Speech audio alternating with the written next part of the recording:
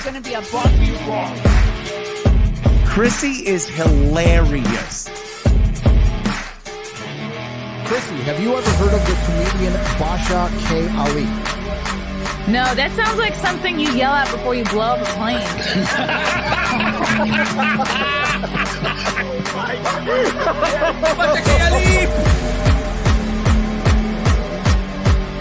30 seconds remaining. But you know what, good to say I dabbled in stand-up or something. I haven't even disrespected you at all. I was very confused by the title, Everything Everywhere All at Once, because that's also what we call it when Ash takes off his shirt.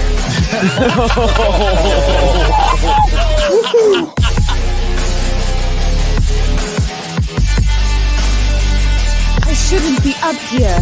I should be in school on the other side of the ocean. What's up, boys and girls? Welcome to another episode of the Chrissie Mayr podcast. We are on Rockfin, Rumble, YouTube, iTunes, Spotify, SoundCloud, wherever great podcasts are sold. And if you're listening on iTunes right now, please leave a lovely review. Thank you very much. My dog is looking at I just wolfed down some food. Now she's staring at the rest of it. Anyway, I want to do a quick shout out to our sponsor. Yes, our wonderful sponsor without which we would not be here. And also they were the wonderful sponsor of the Orlando Content House.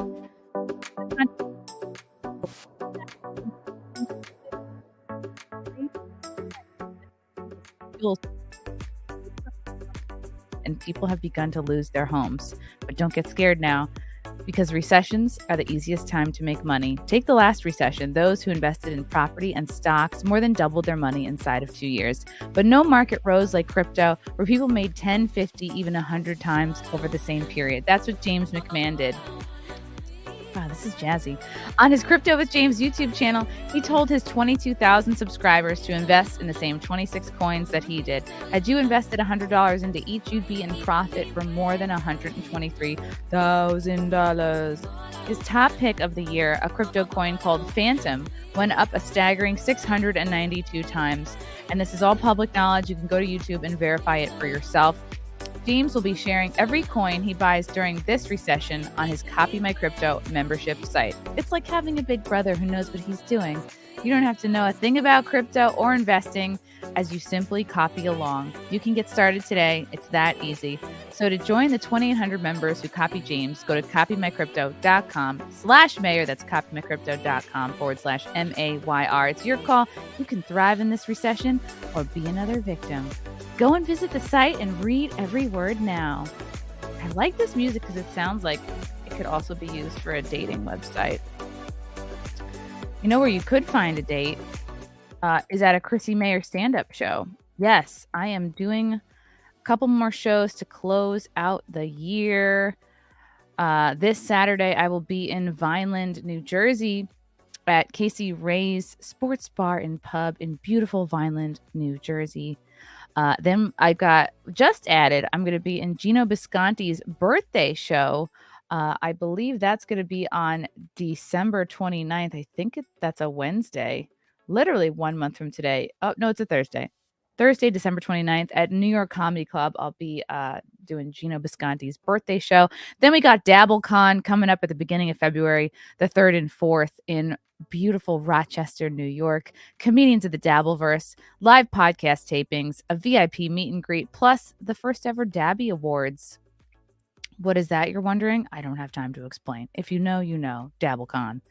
Then I'm headlining a weekend in San Diego, February 24th and 25th at the Mic Drop Comedy Club in San Diego. For tickets, go to chrissiemayr.com. And one final shout out to our other sponsor. Oh, yeah. Cue that funky music. Guys, the holidays are upon us. It's a stressful ass time. Some of you have kids. Some of you're with family that you have issues with. Maybe your dad just came out recently and said he had a gay experience and you're not quite sure how to deal with it. I know how to deal with it. Cushy dreams. They are my number one pick for smokable CBD flower and Delta 8. They make these fabulous pre-rolls here, expertly packaged in different strands like relax, create, hustle, peace, energy, dream. I really like the peace blend. They just help me relax after a long day of my dad telling me he's gay. But now they got, that's right, gummies. Yeah. I don't know if I like it when I improvise these ad reads. They got Delta 9 THC gummies. Boom. These gummies will light your brain up like a Christmas tree and make you feel giggly and warm and fuzzy and awesome inside. Yes, Delta 9 THC. This is the real deal OG THC, and it ships legally right to you. Each gummy contains 10 milligrams of THC, and they come in 4 euphoric flavors like strawberry, sour watermelon, green apple, and tangerine.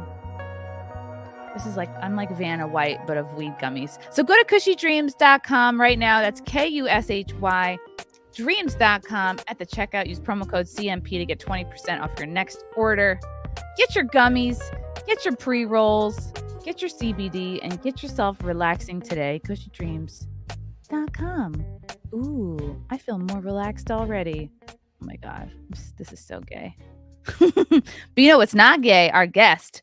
I cannot believe I've done 500 plus episodes of this show and have not had this man on yet. I am embarrassed at how long it has taken me to get this guy on the show, as he is the general manager, head of operations. He is the doer of everything no one else wants to do at Compound Media. Plus, he's got his own show that he's going to tell us all about.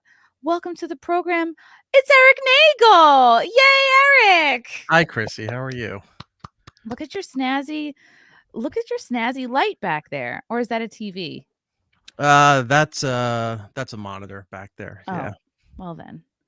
Because it looks like one of these lights that I think Tim Dillon has it for his show. It's like, I looked it up. It's like $1,000, $2,000, $3,000 for these like glowy. Like him and Rogan, they got the neon stuff all built. Yeah. And I looked at neon a while ago, and it's nice, but it's way too expensive. It's and crazy. The fact that every cam girl now has it in their background, it's just like, yeah, I don't want to do that. Yeah, you're not like every other cam girl, Erik. You're special. No, I try to be a different kind of cam girl. By the way, I love your live read where you're talking about how you smoke up because your dad kept telling you he had a gay experience, and then you ended the read with, "Wow, this was gay." So, keeping it on brand there, I guess. Keeping it on brand. That's just what I'm thinking about during the holidays. It's okay. I won't see him, and he won't see this. So I feel like you and I are like light version and dark version of like Twitter or something. Yeah, I still go for the old studio environment of, I guess, like mid to late 90s Howard radio, where everything was darker so that you pop out better on the camera, which is the complete opposite of how everybody else does it now. They have full sets, it's bright lights, it looks like they're out in the wilderness or they're in some sort of cabin somewhere. Oh, yeah. And our mutual friend Zia Anderson, she'll do her whole stream like this, like you can see like up her shorts. That's a fun I tried style. doing that. When I lose subscribers, I get blocked, and I just said, this isn't very attractive at all. Legs, face, everything just looks hideous on camera. So why bother to do that? She just went live on her thing. She's just she brought a brand new house, so she's just leaning against a gray wall because she doesn't have anything set up yet. So and that will do better than most people's streams. She has no furniture. Nothing. But she knows how to sit, and I think that's half the battle, and how to light yourself. And for people like the whenever I have somebody on for the first time, and for people who don't know Erock, he basically runs Compound Media. But before you ran Compound Media, you've been in radio a long time. You have a wealth of knowledge. You're not just some schlub off the street, sending emails. I bet your whole audience is going to disagree with that statement. They're like, no, he's a tremendous schlub. No, this is a mix. There's a lot of people who don't know you, Erock. This is a mixed bag. I have some like Compound Media fans, but this is a lot of, random YouTube people, FNT, Geeks and Gamers types. It's a mixed bag. Types, right? They're good people. Yeah. Yeah. So yes, please. Did you always want to be in radio? Did someone say? Yeah, unfortunately, since I was a little kid. I would listen to this guy in New York named Scott Shannon. He was created this radio station in New York City called Z100, and he's pretty much the guy Z100. who Yeah. invented the morning zoo format. Like, he created the whole thing that the rest of the world just copied and bastardized, if you will, and made it really terrible.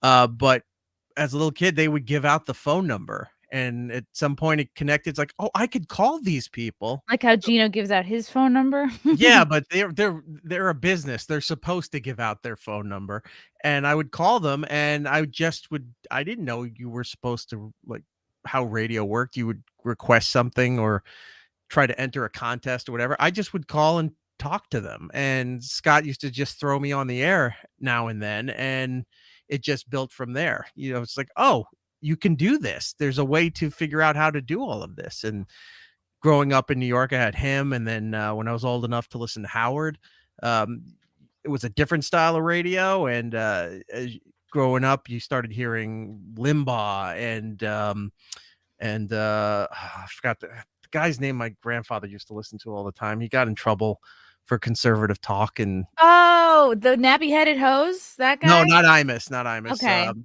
Different guy. He was on WABC in New York. I'm spacing on his name. Legend in talk radio. But started to hear it, like, morning shows and talk radio. I was like, oh, this is radio. I didn't like people playing songs and just talking for a few seconds super fast in between the music. And it's like, all right, this is obviously a career. This is something I want to do. So worked on that, figured that out in high school. And Was it Michael Savage? no, it wasn't Michael Savage. He was the guy who pioneered all of this stuff. And I can't believe I'm spacing on his name. He was on afternoons on ABC before Hannity took over. He was just a New York guy that made national headline news for a lot of his outrageous comments. But my grandfather, Bob Grant, yes, I see it in the chat. Thank you so much. My grandfather used to listen to him in the car all the time. So you started to hear just the fact that you could talk, say what you want, yell at the people on the phones, and it was hilarious, even though the callers hated him, but they kept calling because they hated him. And it's like, this is where I want to be. If they're not calling to hate on you, then you're not doing this right, So you were okay with, I guess, conflict, and you were okay with the idea, prank calls, and just you're not a conflict averse person. It seems like for someone to go into radio and enjoy the idea of callers coming in, you're okay with conflict. Yeah, to an extent. I mean, conflict now is not what it was 10, even 20 years ago. As far as the radio, you were fighting with other radio stations. You were fighting against local politicians and policies of your city and state. But now it's just, it boils down to it's microaggressions in a major scale. You're focusing on one little niche of hating somebody, something, some belief, some practice, platform, whatever, on a massive scale. Now it's not just like, oh, the government sucks. Now it's this particular person and this particular office and this particular policy. It's narrowed down to this little niche argument right here is where everybody argues now. Because if you do it, it's not even broadcasting anymore. It's all, work calls it narrowcasting, and I hate that term, but it's all like, you need to focus on one specific thing now in order to have anybody enjoy what you're doing. If you cover a bunch of different topics, people, I guess, don't have the mindset, the attention span to sit there and focus on a large array of topics, rather than, we're going after this one person and hate this person because I hate this person, and then you rally the troops, and that's your show now. When you say it's called narrowcasting now, is that something that iHeartRadio established? Not just them, but like everybody in the industry. If they're of a higher up level, you're not DJs anymore. This is something the company does. You're not DJs. You're not radio hosts anymore. If you're not on a music station, you're now you're influencers. And you're the people that oversee your market or your region. Used to be the market directors, market managers. They're now your brand managers. Like, they're using all this social media terminology to determine the same exact things that were already installed in the business. For you get a title and no money. It's not even less money. It's no money. It's like, hey, you're going to have this brand new title now, and you're going to be in charge of all these other things. And we're not paying you anything because you're lucky to still even be working here. And then that's how they treat it now. And some people buy into it and they're like, well, if I don't do it, somebody else is going to do it. Then let somebody else do it. It's not worth the time or the lack of money that they're not paying you to do these jobs just because they say you do these jobs now. So and you've lived and worked through such a huge change in radio into podcasting, and now it's this sort of mixture of both. And I want a kind of. How did you come to meet Anthony Cumia and start working on his network? Keith asked. You know, when I left Sirius, I had a contract and a non-compete that I had to write out for about a year. And why fight that? You know, if I found something else corporate wise, like working for iHeart or something else that was going to beat what they were giving me, they would allow me out of it. And New York State doesn't honor non-competes. So they can say you're not allowed to work somewhere else, but then you can just go across the street and they can't do anything about it because no court will hold that up. But yeah, I had a contract and everything to write out. So I wrote out the contract, and then I was doing iHeart at the time. They picked up my show from Sirius about like 3 or 4 weeks after I left Sirius. iHeart picked us up, and I was doing that. And when the contract with Sirius ran out, Keith said, could you come over here and help us out? We could use you. We want to do a bunch more things. And I said, sure. So I was doing that. I was doing iHeart. Plus I have 1 or 2 other radio jobs that I do. So yeah, it just worked out that the timing was right at that point. And Ant's always been, nice to me in that capacity. So I said, yeah, I'll come over. And then didn't realize that like in 2 years, Keith would take off. So then it all just laid on me right as the pandemic hit. And he's like, oh yeah, this is all your responsibility now. So he started Compound in 2014. When Yep. did you come aboard? 2018, end of 2018, like fall, I think. So it was all on Keith before 2018, basically. It was just Keith and Anthony. Wow. They started a month after he got let go from Sirius. That's pretty amazing that in only a month he was able to get everything he needed. Well, he together. had the infrastructure already built in his house. He had that whole you've been over to his old place, right? He had that whole studio and everything down there, and the computers and the wiring and the light. He had everything already there, so they could just get the infrastructure online set up and he could start. So he officially was let go on July 4th of 2014, and a month later they launched Compound Media, and I think it was like a year after that he started bringing in other shows besides him. So Wow. yeah, it built from there on, and now it's I don't even know how many shows we have now. 8? I think we have 6. It's built. 6 Oh no, it's 6 in studio plus the military guys. I think it might be 7, or at least that's how many posters are. Yeah, we've lost a couple of shows in the past year. So some by decision, some by their decision. So yeah, we've whittled down some, and probably looking to expand going into the next year once Anthony's situation is finalized with South Carolina. What is the hardest part of your job? Everyone on social media saying I do absolutely nothing, but then I'm responsible for everything at the same time. It's like, you don't do anything, then fix my app. Oh, well, what is it? Pick one. What do I do or what don't I do? That and it's just the social media is usually the hardest, which is why Luby runs most of it. It's a lot of it is technical stuff that happens out of nowhere, which happens with any network, and then technical stuff that happens because your platform providers decide to do updates or change things without telling you, or very little notice that, oh, this new update is going to change something that you guys do on your app. You got to fix this. And then they launch their new, like we had recently iOS 16, which is the operating system for Apple, puts this software out. And not just us, but several other networks had problems with their apps where people were just getting logged out. Like you couldn't save your login information. I know it wasn't our doing. I was like, so everyone's screaming. I get it. We're investigating. I talked to our company. We're working with them. We find out all these other companies have the same issue because Apple decided to do this and kind of fucked a lot of people. And so then it took a while to fix all that stuff. So people pay for this service. People want it to work and expect the host to be there and all of this stuff. I get it. And I'm with them on that. When technical stuff pops up out of nowhere, doing the best we can. You know, it's not just me going in and fixing coding or flipping a switch. It's dealing with all these other companies that we have to use to put these things on the air, to put out the app, to put out streaming, all of this stuff. So my job is I wake up and I just look at my phone. I go, what problems do we have today? What's in the emails? What did Anthony tweet last night? What is he texting me that's wrong? And I just go through the whole list of like, all right, this is what I'm working on today. And then once this is done, I can start going onto the stuff that I didn't get done from yesterday and the day before. So it's just keeping the subscribers happy and keeping everything on the air is probably the hardest part. Yeah, it sounds like you do the job of like 3 people. David Carpenter here is asking, what is your favorite and least favorite part of managing Compound?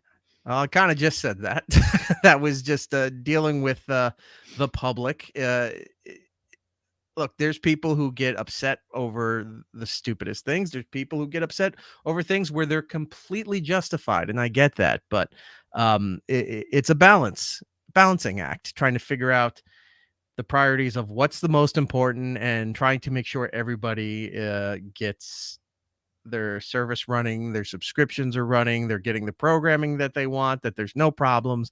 When there's days when there's no tech problems, it's a great day because then it's like, all right, now I can focus on other things that we still need to get done. There's never not anything to do. There's always a million things to do.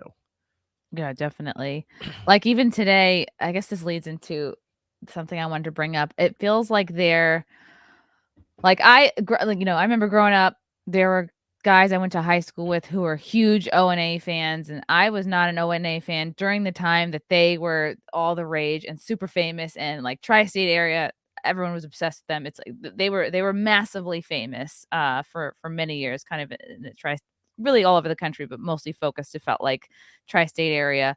And my show got picked up there like to 2019. So I feel like I'm pretty late to the whole world. And I've noticed with some of the Compound fans, if they're like today I hosted for Anthony, which was great. And it's like, of course I cannot hold a candle to that man. He is literally a broadcasting legend, but it's like, I do my best. I keep the seat warm, and I've done it a couple times, over the last few years, but I have noticed like there's a certain group of fans that unless a show is Cumia, Voss, Norton, Brennan, if it's not like, or I don't think Bobby Kelly comes on very much, but if it's not that kind of original squad, they are super upset, and I feel like I'm not trying to be those guys. I'm just trying to do the best job I can. And I wonder, do you ever feel I guess, or do you notice that, do you get frustrated by that when fans sort of come off, I don't know if picky is the right word, but almost the sense of like, you can never make everyone happy. And do you ever, I guess, sense that? No, because people are like that no matter what it is. And it's not just this universe. It's people who give Tim Dillon a hard time because he has a guest on. Some people don't like they love podcasts that have hosts or comedians or something, but when they have a guest on, they get pissed off that they have a guest, or you're having too many guests. We don't like the guests and we just want to hear from you.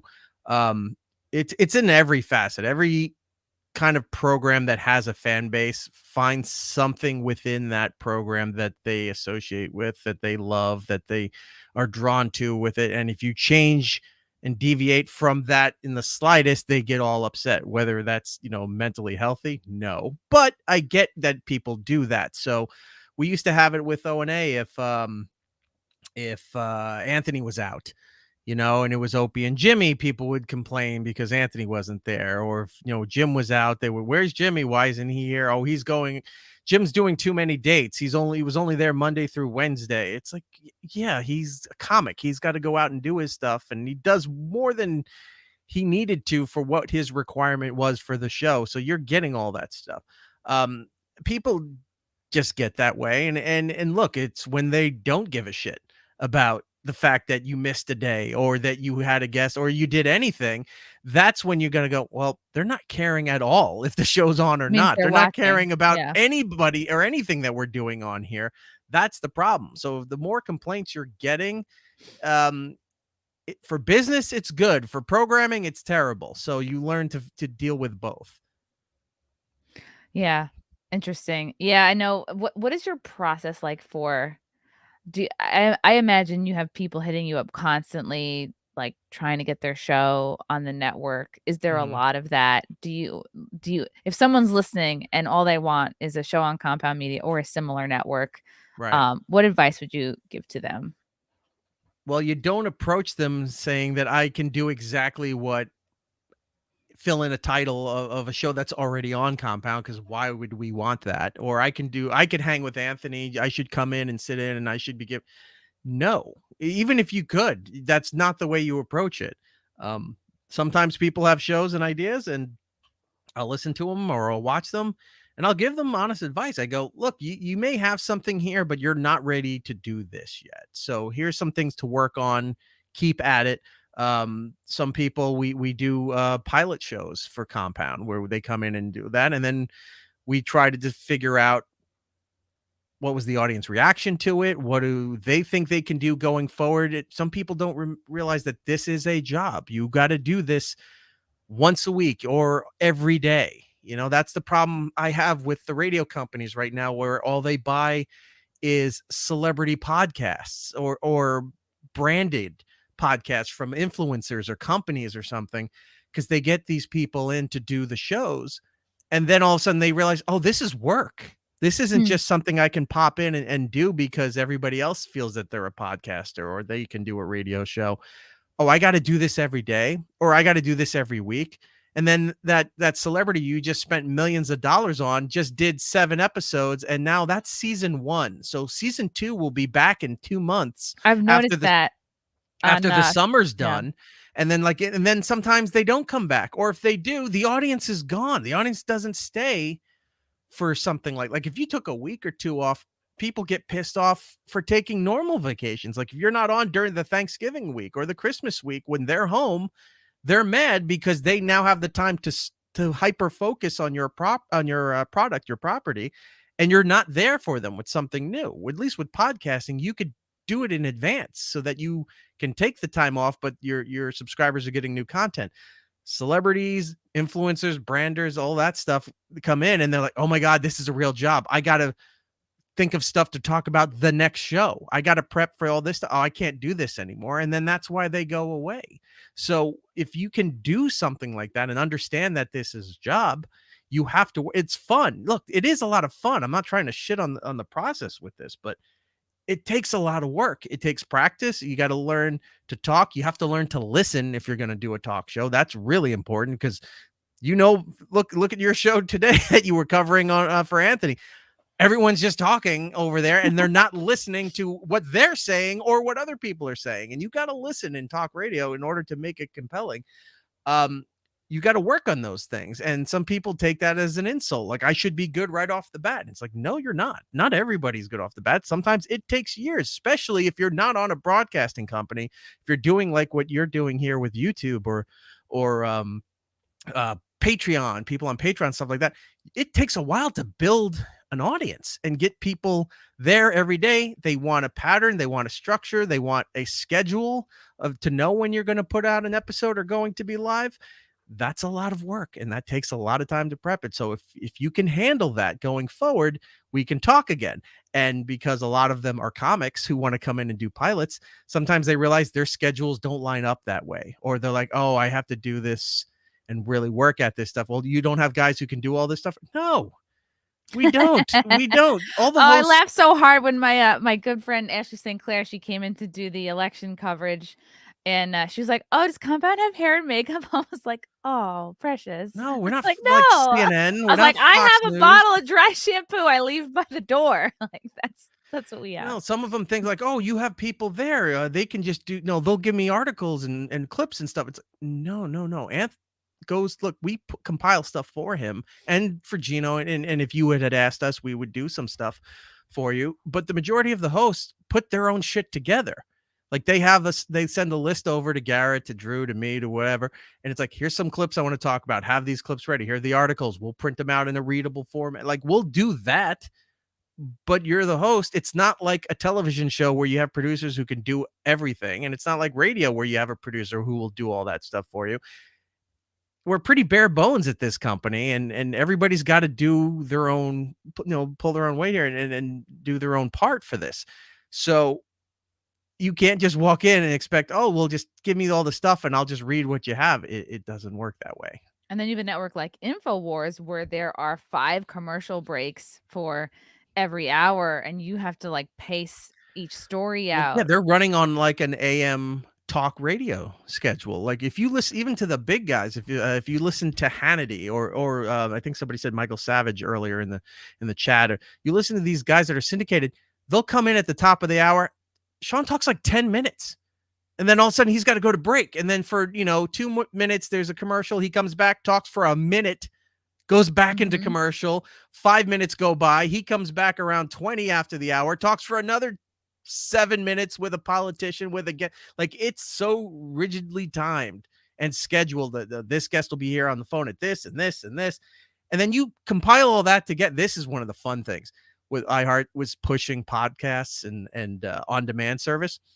These big morning shows, you whittle them down. If they play music, it's like, oh, a big 4-hour syndicated show. You whittled it down. It's an hour and 25 minutes of content out of a 4-hour show because of commercials, music, whatever else they're doing. It all gets whittled down. Same thing with the AM talk stuff. You shrink their show down. It's under 2 hours and they had a 4-hour program. So, you got to do your own work.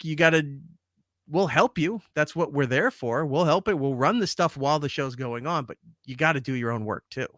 And those breaks are very tricky, especially if you're someone who tends to rant for long periods of time. Like, and we're different. We don't give you a break. Like, unless we have some live reads or something, you got to learn to do an hour to 2 hours by yourself or without a break. There's no luxury at this point. If you can do what Compound does, the hosts on Compound, where they can rattle on and talk and whatever for an enormous amount of time.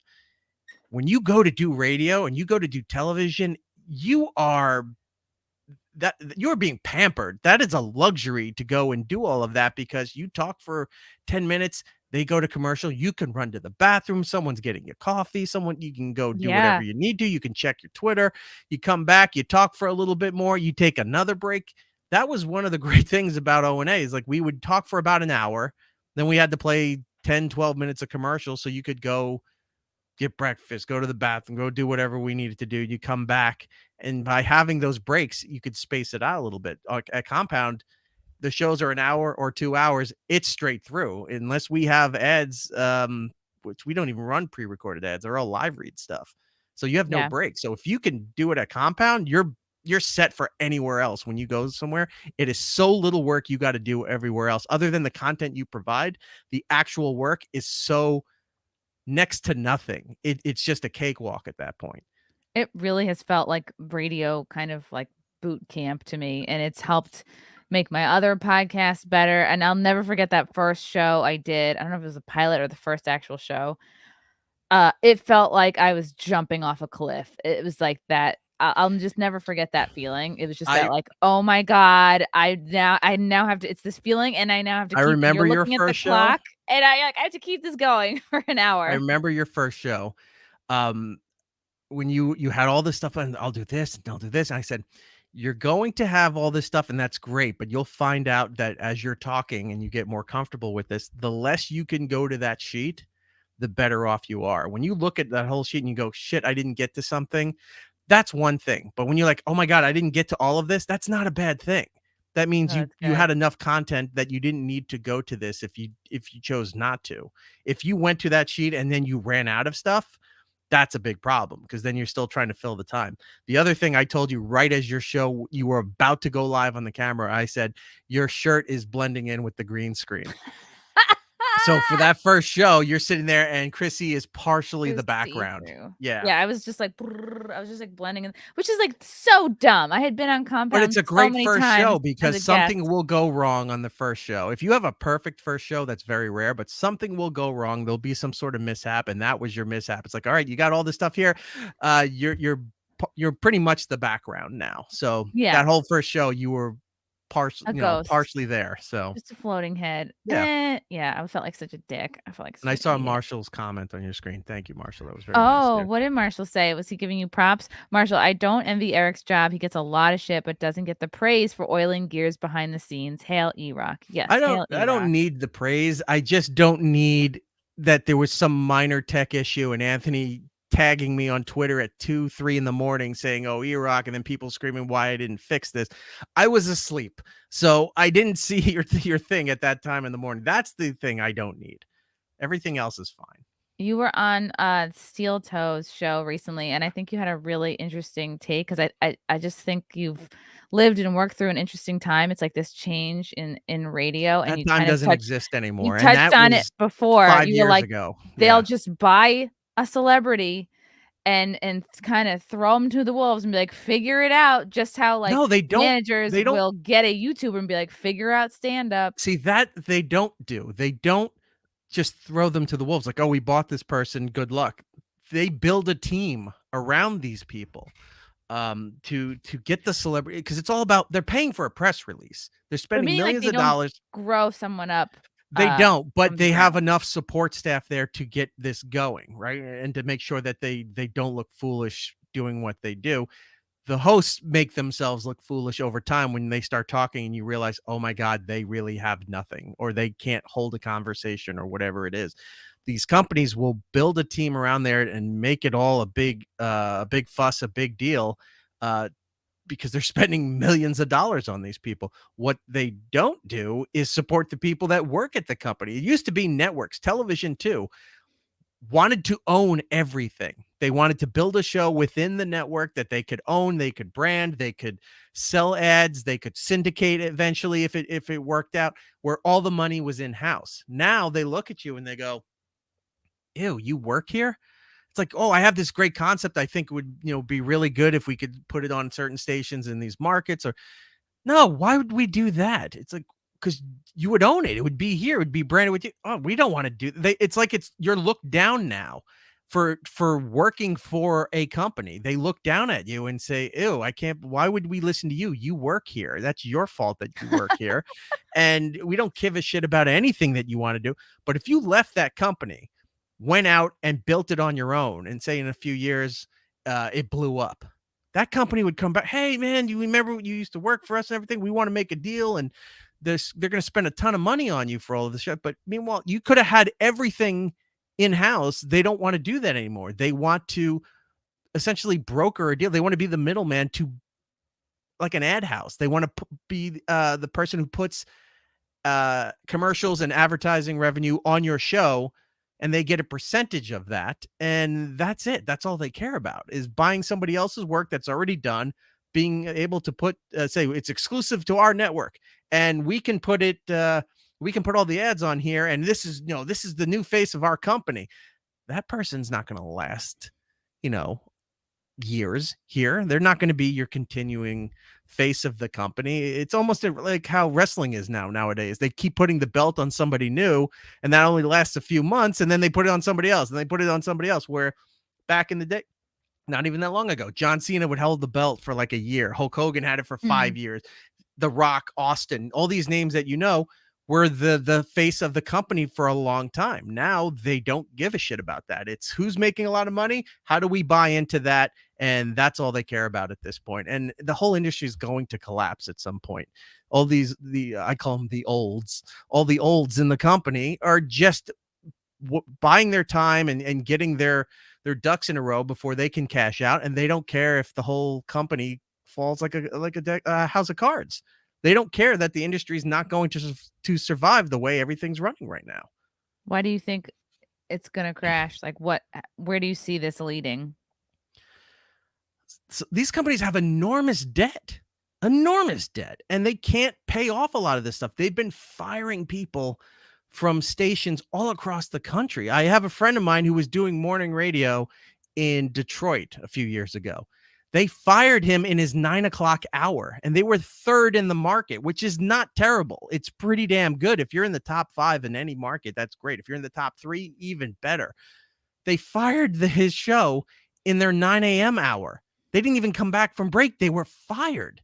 They were in a conference room and then signing agreements and stuff that they were done. And then the next day they had some girl who was, I guess, in the afternoon or something. They moved her up, and she was doing 15-second breaks with traffic and whatever liner notes that she had to read while they were playing music. And that was it. And now they're just voice tracking everybody out of New York and LA to all these stations around the country that don't have anybody to be on the air anymore, be it music or talk hosts or whatever. We had a guy on Anthony's show a while ago. His name was Kane. He used to work with us at K-Rock. He was the afternoon guy. And Kane had the morning show at a station here in New York. It was Alt 92.3. It's now 1010 Wins News, but he was the morning show there. And him and his partner were doing the show for a while, and then they would find out they were on in different markets by people calling the show. It's like, hey, I love your show. I'm listening down here in Orlando. We're not on in Orlando. Yeah, you're on. And they'd say the station. And then they find out they're on in that station down there. They weren't doing a syndication deal. They were just turning them on like a simulcast. And they're doing a New York-based morning show, but in Detroit, in Orlando, in all these other places. And they're not being paid. They're not, their contracts to be compensated and handle all that stuff. They weren't doing that. They just turned them on and said, shut the fuck up, or you're going to lose your gig. He wound up losing the gig not too long after that. But yeah, they would just turn them on in other markets, and they weren't getting paid. Like, that's how bad everything got. And I imagine there's something lost there. Like, these shows are less localized if that's happening. Like, you're listening to people out of New York. And you're like, well, I'm in Detroit. I want to hear about like what's going on here. Yeah, or you is don't that irrelevant? There would be times where we would do Opie and Anthony, and sometimes there'd be complaints that we were doing too much New York news. But the problem is, it's not like if you're coming out of a different market where you're like, oh, you're doing too much news in this city. You're doing too much news out of Houston. Okay. But New York news, even though it's local, also is national, and in some cases international news. Stuff that shows up in the Daily News, the Post, the New York Times is international news, even though it's just based in New York. So, and same thing with LA, same thing with DC. Anything that happens there becomes major news around the country, sometimes around the world. So we'd have to, when we start hearing that, we're like, okay, we dial it back a little bit and do more universal or more national topics or news that was going on, not focusing on just what was in the papers that day. But if you're doing a show where your sole job is to be local, and then they put you on in other markets, you can't complain that they're doing a local show, because that wasn't the deal.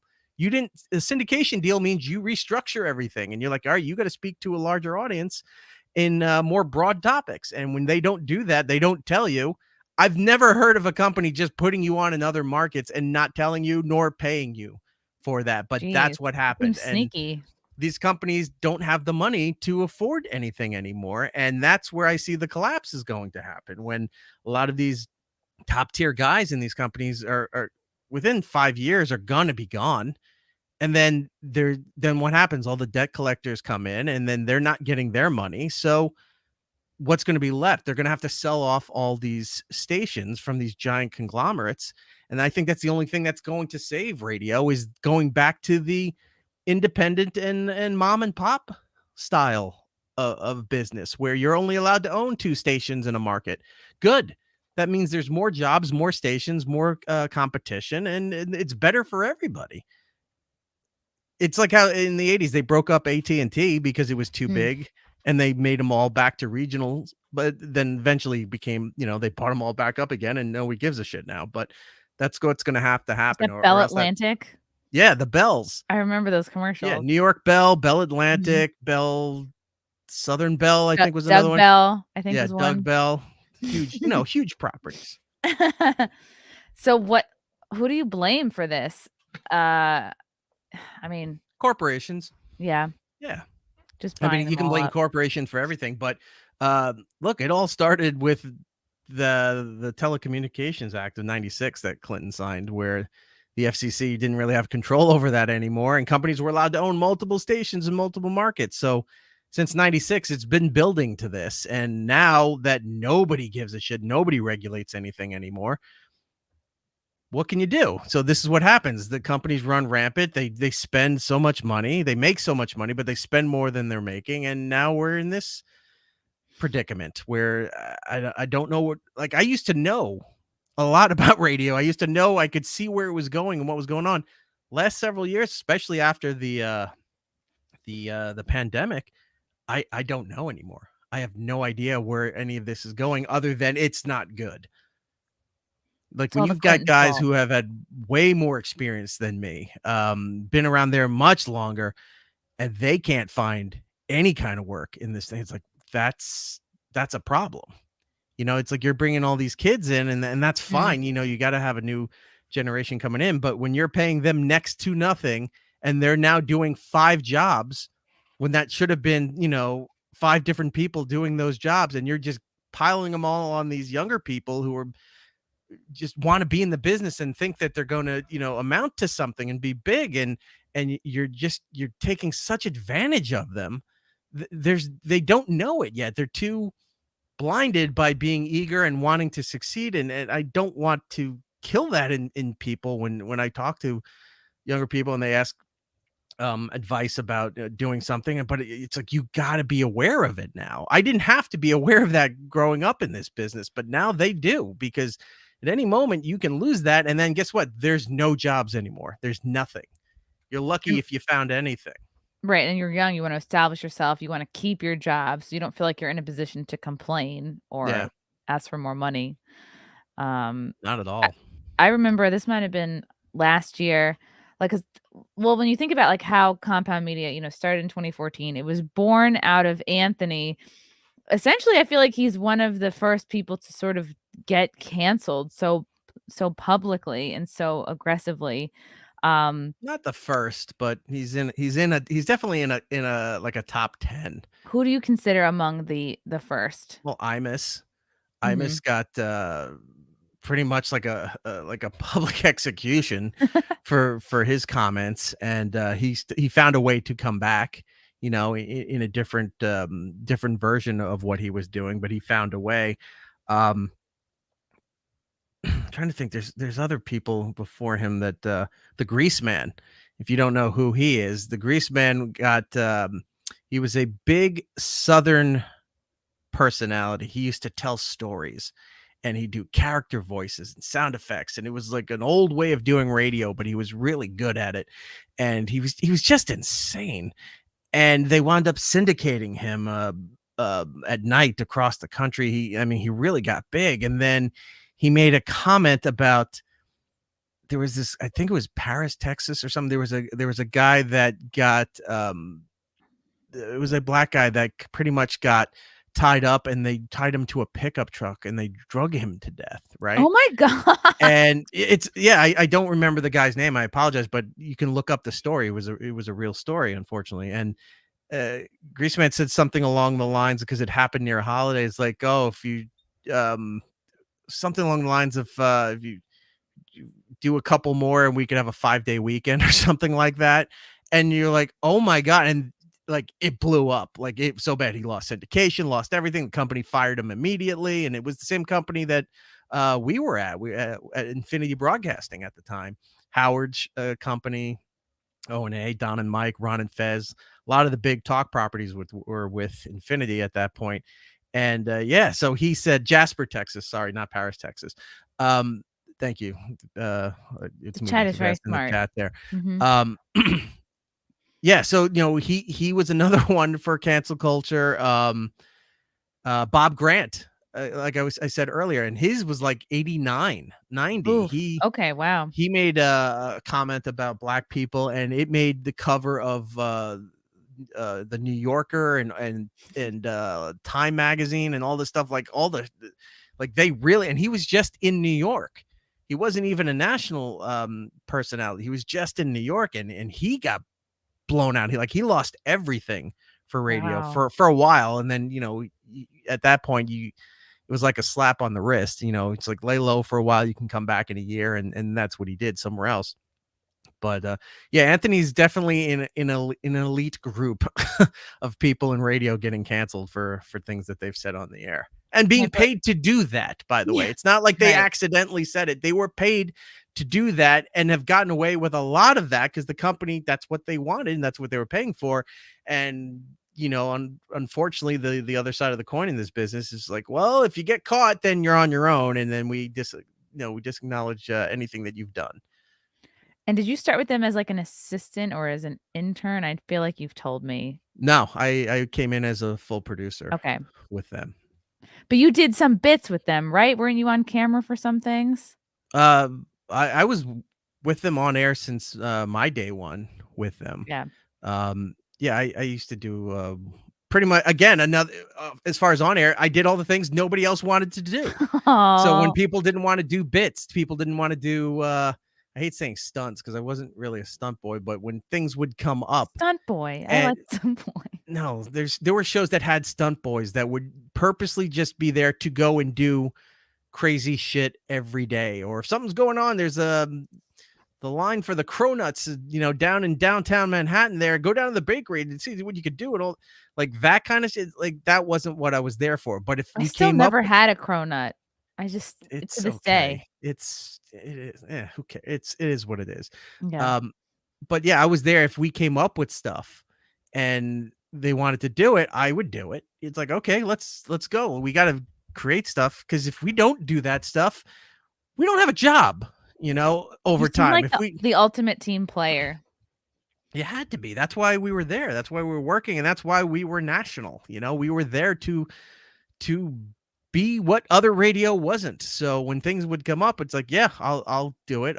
Sometimes I didn't want to do it. I got volunteered into it by them saying, nope, you're doing this now. So then I had to figure out a way to make it work. Or if it didn't work out, maybe that was funny too. Like if I failed at something or didn't know how to do it right, then that became the funny part as well. So again, that is another part of the job where you go in there and like, I'm going to have to do this stuff. Some of the producers didn't want to do this. They just wanted to be on the air and behind the scenes, but they didn't want to be ridiculed. They didn't want to be made fun of. They didn't want to do any of that stuff. And I didn't care. It's like, well, why else am I here? I'm here to do radio. I'm here to do all that, but let's have some fun. Look, I almost died a couple times for that show. The Cinnamon Challenge, right? Cinnamon Challenge, the Mayo stuff. What was the Mayo stuff? We wanted to do Cinco de Mayo.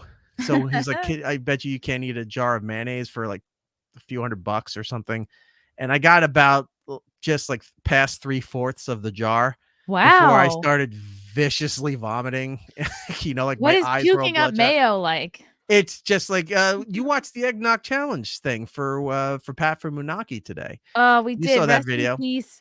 It's just like that. Instead of it being like a yellow substance, like you're puking liquid Peeps, mine was just like you're puking Fluffernutter. It's just pure white.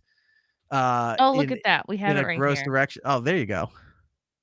Thanks to my filing. $300 up for grabs if he can do the whole jar Erock. of Mayo in an hour.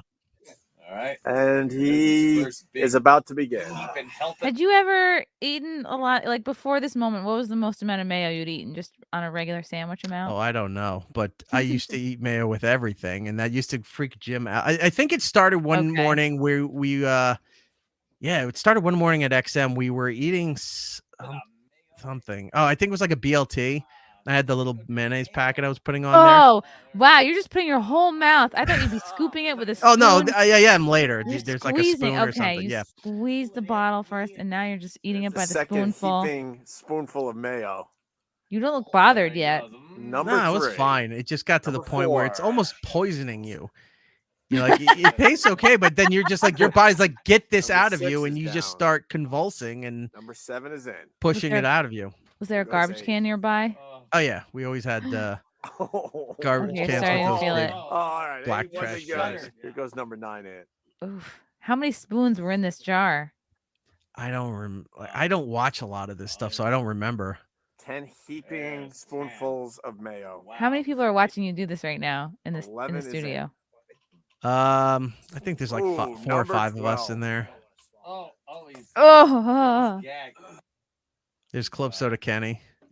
13's in. who's this guy with the hat? He was an The old faces producer are a for the lot show. different. I think you said Kenny was Seinfeld earlier today, right? Oh, there you go. Because the angle, it was like down below. Okay, you're yucking it up. We have a winner. Oh, Yeah, there's Sam with the camera. oh. This is like you're showing some real vulnerability here, Erock. You're willing to puke on camera. Yeah, I didn't care about that. Oh my God. And that's Sam Roberts. With his Oh, man you're bun. really puking. See, look how red I am now. I'm matching the console color. Oh no, and they're smelling it. Oh no. They're calling you Mount St. Helmans. Wait, you went back and ate it some more? I think it was only at the halfway point. Like we were trying to see how far I could fully go. threw up and went back. Yeah. I can't believe. Wow. I have not seen this since the day we did this. That was tough. This is how I know 15 you're was such a rough, team huh? player and you're good in a crisis Number situation. 16, You're willing that's to step experience. up and do what needs to be done. Because what else are you gonna do? A real job? No, I'm not gonna go work in an office number or 16 's construction in. or something. Not that they're bad jobs, but that's not what I want to do. So, you want to do stuff like this? This is a job. This is a job. Right, Jim Norton's not going to eat the mayo. Anthony's not No, going to he eat just it. looks like Mayo. Number 18. Holy shit. That guy in the back is Mars. He was our That's easy. engineer. You got this. He had to Your be there to make body sure is- the equipment was working and not getting damaged.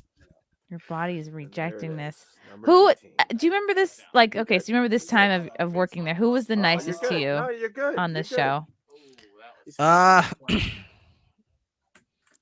It depends. I don't know. The hosts were all equally nice and shitty at the same time. Mhm. He's in. He's in. I mean, at that time, Oh, oh He's okay. oh no. no. At least you had a fresh haircut. Ah. Like we're seeing this angle. Sorry, guys. I should have done a trigger warning. Puke and You're gonna have to put the old "not safe for work" up on the. oh. You went back again. Damn. Gotta try to finish it. Oh no. This is not good. I think he answered 21 spoonfuls so far. Yeah. It's amazing how different he looks with a mustache. Ant used to be the goatee guy. Like he had the mustache goatee for the majority of the O&A run. Wow. And then he's that I think that was the Nicolini years where he just had the mustache and then not again. eventually got rid of all of that. You're like, it's better than a regular job. It is. better As than- nauseous as this is making me, and everybody else watching it, it's still better than Oh, a he's regular done. job or that He's fake calling it. Burger King bit that's showing up there from Opie's radio. You went back We'll never like, eat it again. what 5 times to finish this jar, That's it. He almost did it. He pretty much, you know. He did a little over 2/3. And they finally of the let you Mayo stop. jar. That's not bad. Yeah, you get to a point where just like everything's burning. It's like I can't keep doing this, or I'm gonna lose my esophagus and I can't talk anymore. Oh god, it was like Inception there for a second. Yeah. Yeah, we did a So- lot of gross stuff like that. We did mousetrap and tasers and shock collars and icy Ooh. hot on your balls. And yeah, we did a lot of that stuff. Was it more icy or hot? It starts off icy, but gets hot real quick. And then it never becomes icy again. It's always hot and burning at that point. Oh, We did no. that. I think it was for Sony's PlayStation handheld video game thing. They were giving to the staff. They're like, all right, this was the competition. And I held out and won that. But yeah, at the risk of burns. Was that Mayo your least favorite stunt that you did? No, I don't think so. The cinnamon challenge is as popular as that was my least favorite because physically it took a real toll on me. Like it kicked the shit out of me for a few days. It took me a few days to recover from that because it was Really? so bad. Yeah. Because we did it wrong. The way that the whole thing goes, we did it wrong. They made a heaping table. You're supposed to have a little teaspoon of it is how they do it in the restaurants. This was a heaping tablespoon, and Bob Kelly just shoved it in my mouth, like to the back, and I just went and I breathed it all in, and it turns into cement. So you can't breathe out your nose, you can't breathe out your mouth, you can't breathe it. Like it's in your lungs, and your eyes turn red, and every fluid in you starts coming out of Right. orifices that not He's supposed to putting come out of. this in you. Yeah, he shoved it all the way into the back of my throat. You can see how happy Travis is that I'm dying. Just a dust comes out. Just a brown cloud comes out of you. Like a dragon. Yeah. You do look scared for your life here. Yeah, he couldn't breathe. This was Oh no. This was probably the worst. Maybe there might be others, but my eyes were blood red for 3 days. Like there was no white in my eyes. Do you feel like you could have been seriously injured from this? I felt like I was dying. Oh I couldn't breathe. Drink a little water. So they have probably no idea how this was affecting you. Through your nose, fuckface. Right? I bet they thought you were being dramatic, and you're like, no, I think I'm dying. Yeah, then somebody gives me water, and the water made it worse. Water turned it into cement. Oh no. Yeah. Drink a little water. Just came out of his forehead. And for anybody who ever decides to do this, Diet Coke or club soda, you need the carbonation to break it up. At what point did you realize that about the carbonation, or just when I was managing to breathe a little bit, and I knew the water wasn't doing it, I needed something that was going to break it up. So I grabbed the soda that was on the console there and started drinking that. Yeah. Oh no. This was before or after the Mayo challenge? Oh, way before. This was 2007. Oh wait, yeah, it's down there at the bottom of the screen. 7. Oh wow. Yeah, this was our new XM studio that they just built us. Oh no. And now it's all covered in puke and cinnamon. Well, now it's a giant high-rise apartment building. They demolished the whole building. Oh wow. You remember Hurricane Sandy? There was that shot of New York City where there was a crane that was going to fall off the building. Yeah. That was the XM building that we were in. God, you poor thing. Yeah. Yeah. Don't do Fun the cinnamon times, challenge, right? guys. Don't do it. Not worth it.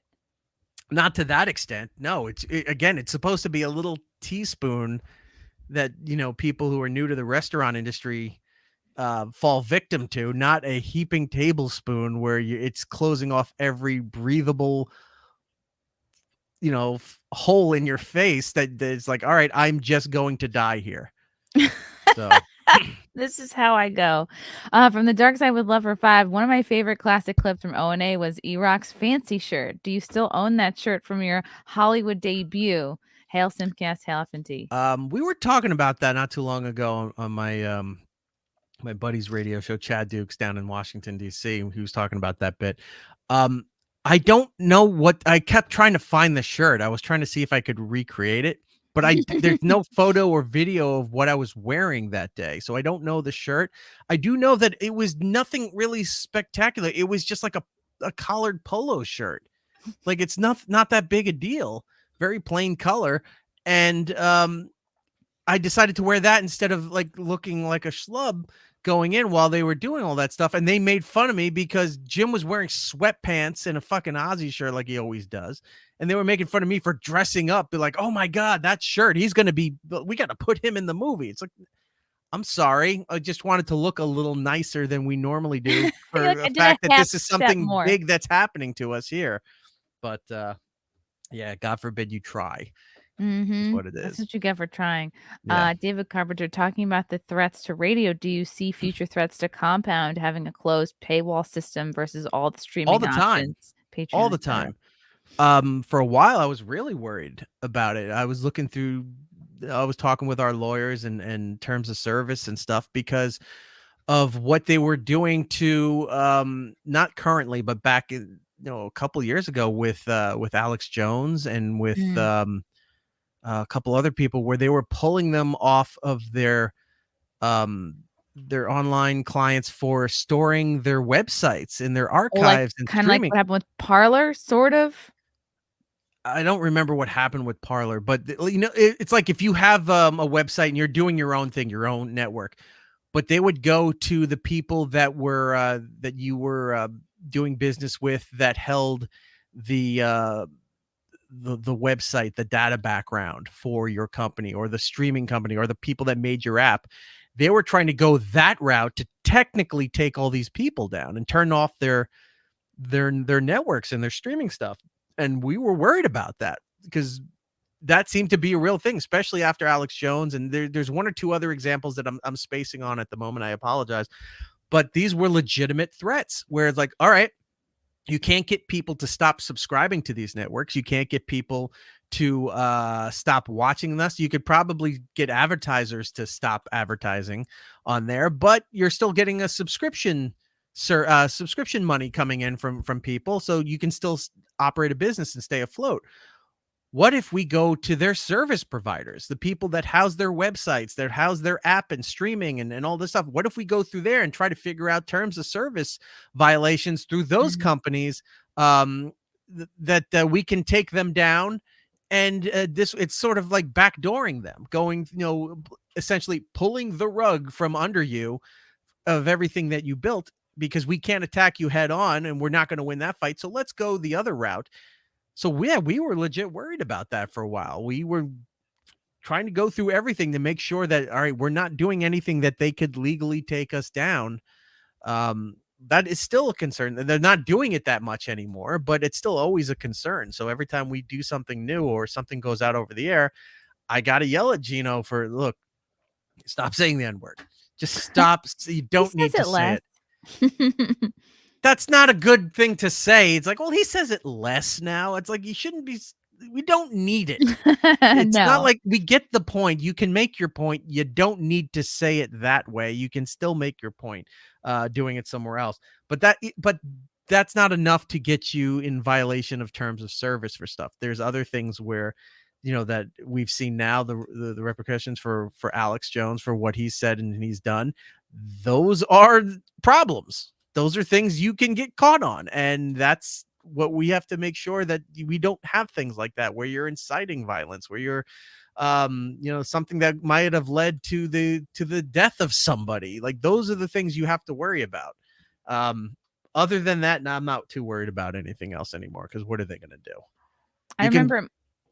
Go ahead. What were you going to say? I was just going to say, you get pressed for it now, be it good or bad, but it doesn't do anything anymore. Canceling isn't doing anything. I remember it might have been like a year ago, you were talking about trying to phase out, or maybe you've done it, trying to phase out the free speech network from Compound's marketing and kind of image. Mm-hmm. What prompted that? Because that was part of that time. That was being weaponized against people who were going and saying free speech all the time. Conservative radio hosts programming things be it on radio, being it on cable news, be it Patreon, things like that. For some reason, the term free speech became one of those things that got you flagged on algorithms, that got you flagged for, if you believe in shadow banning, for any reason that you were using that term, it became, they're a problem, they need to be taken down or stopped or whatever. So seeing that, one of the good and bad things about working with Compound is also work at another company that's the exact opposite, right? So I got to play different rules over there than I play over here. But seeing what goes on over there in that corporation and reading all the stuff they send us, and I go, okay, this is where, unfortunately, the lines are. How do we apply it over here now? So now I know what's over here, and I'll show Anthony and I'll show our lawyers and go, this is a thing. I don't care if you don't think it's a thing, but it's a thing. What do we do here? How do we handle this? So we can work on all that stuff. We can try to get do the best we can, but removing free speech from that kind of eliminated bigger headaches. Like, we didn't have that in the logo. We didn't have that in some of the branding. So people left us alone. Like, we weren't getting attention paid to us, and you would think, no, bring it on. It's like, I was that way up until a couple of years ago when I started to see how bad it got. And I was like, you know what? This isn't worth that fight. We're not telling you can't say a lot of this stuff on there. Voice your opinions with politics or whatever, but we don't need to put it in print. We don't need to have it on across over the old days of where you would dress up in the flag, you know, and then that became it's like, oh, he's patriotic, and then it was always used against you, you know. So you didn't feel like it was bending the knee per se. You were just like, okay, it's not like we're changing the name Compound. No, it wasn't changing I didn't care about the branding can be whatever, but it wasn't changing the content that people were subscribing for. That was the most important thing because that's what people are paying for. So if we take these steps, you can still do what you do and keep everybody else happy. These things we don't need to fight over. Like there's arguments I have with hosts over there where we talk off air and I go, why are you doing this? Or why is this such a thing that you need to die on this hill with that? And, you know, they'll hear me out. I'll hear them out. And sometimes I don't agree with them. Sometimes we come to a compromise, but you get to the point. It's like, this is not a needed fight, or this is not something we need to hand any kind of opposition to come at you with. You don't need to give them more ammunition than what you're already saying on the air. So eliminating that wasn't eliminating the free speech stuff. It was just making it was removing a few headaches and concerns for the future. So it was just simple changes here and there that mean stuff to other people, but doesn't mean anything to us or to the people that subscribe to us. Doesn't mean anything. So what do we care? Why are we arguing over this? And some people might not have even noticed. Yeah. Look, you know, the people who go out and seek to cancel programming and remove advertisers and stop people's careers from whatever, it means something to them. So eliminate as much as you can so they don't have stuff to go on, and then they just peter out or they move on to something else that's not smart enough to look ahead and say, hey, they didn't make these changes. Let's go after them because that'll be easier to take them down than it will be for this place. I mean, that's why Fox News always rebrands. You know, a lot of people don't like Fox News right now that were conservatives or are conservatives that were big Fox News fans. They don't like it now because of what they're doing.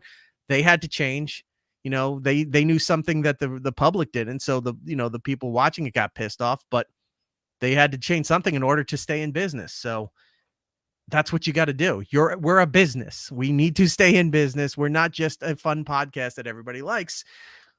You want to keep those podcasts that you like. Well, we got to do this in order to do that. So that was one of the decisions that I made. It was like, that just needs to go. It doesn't mean that it had to stop. It didn't need to be advertised.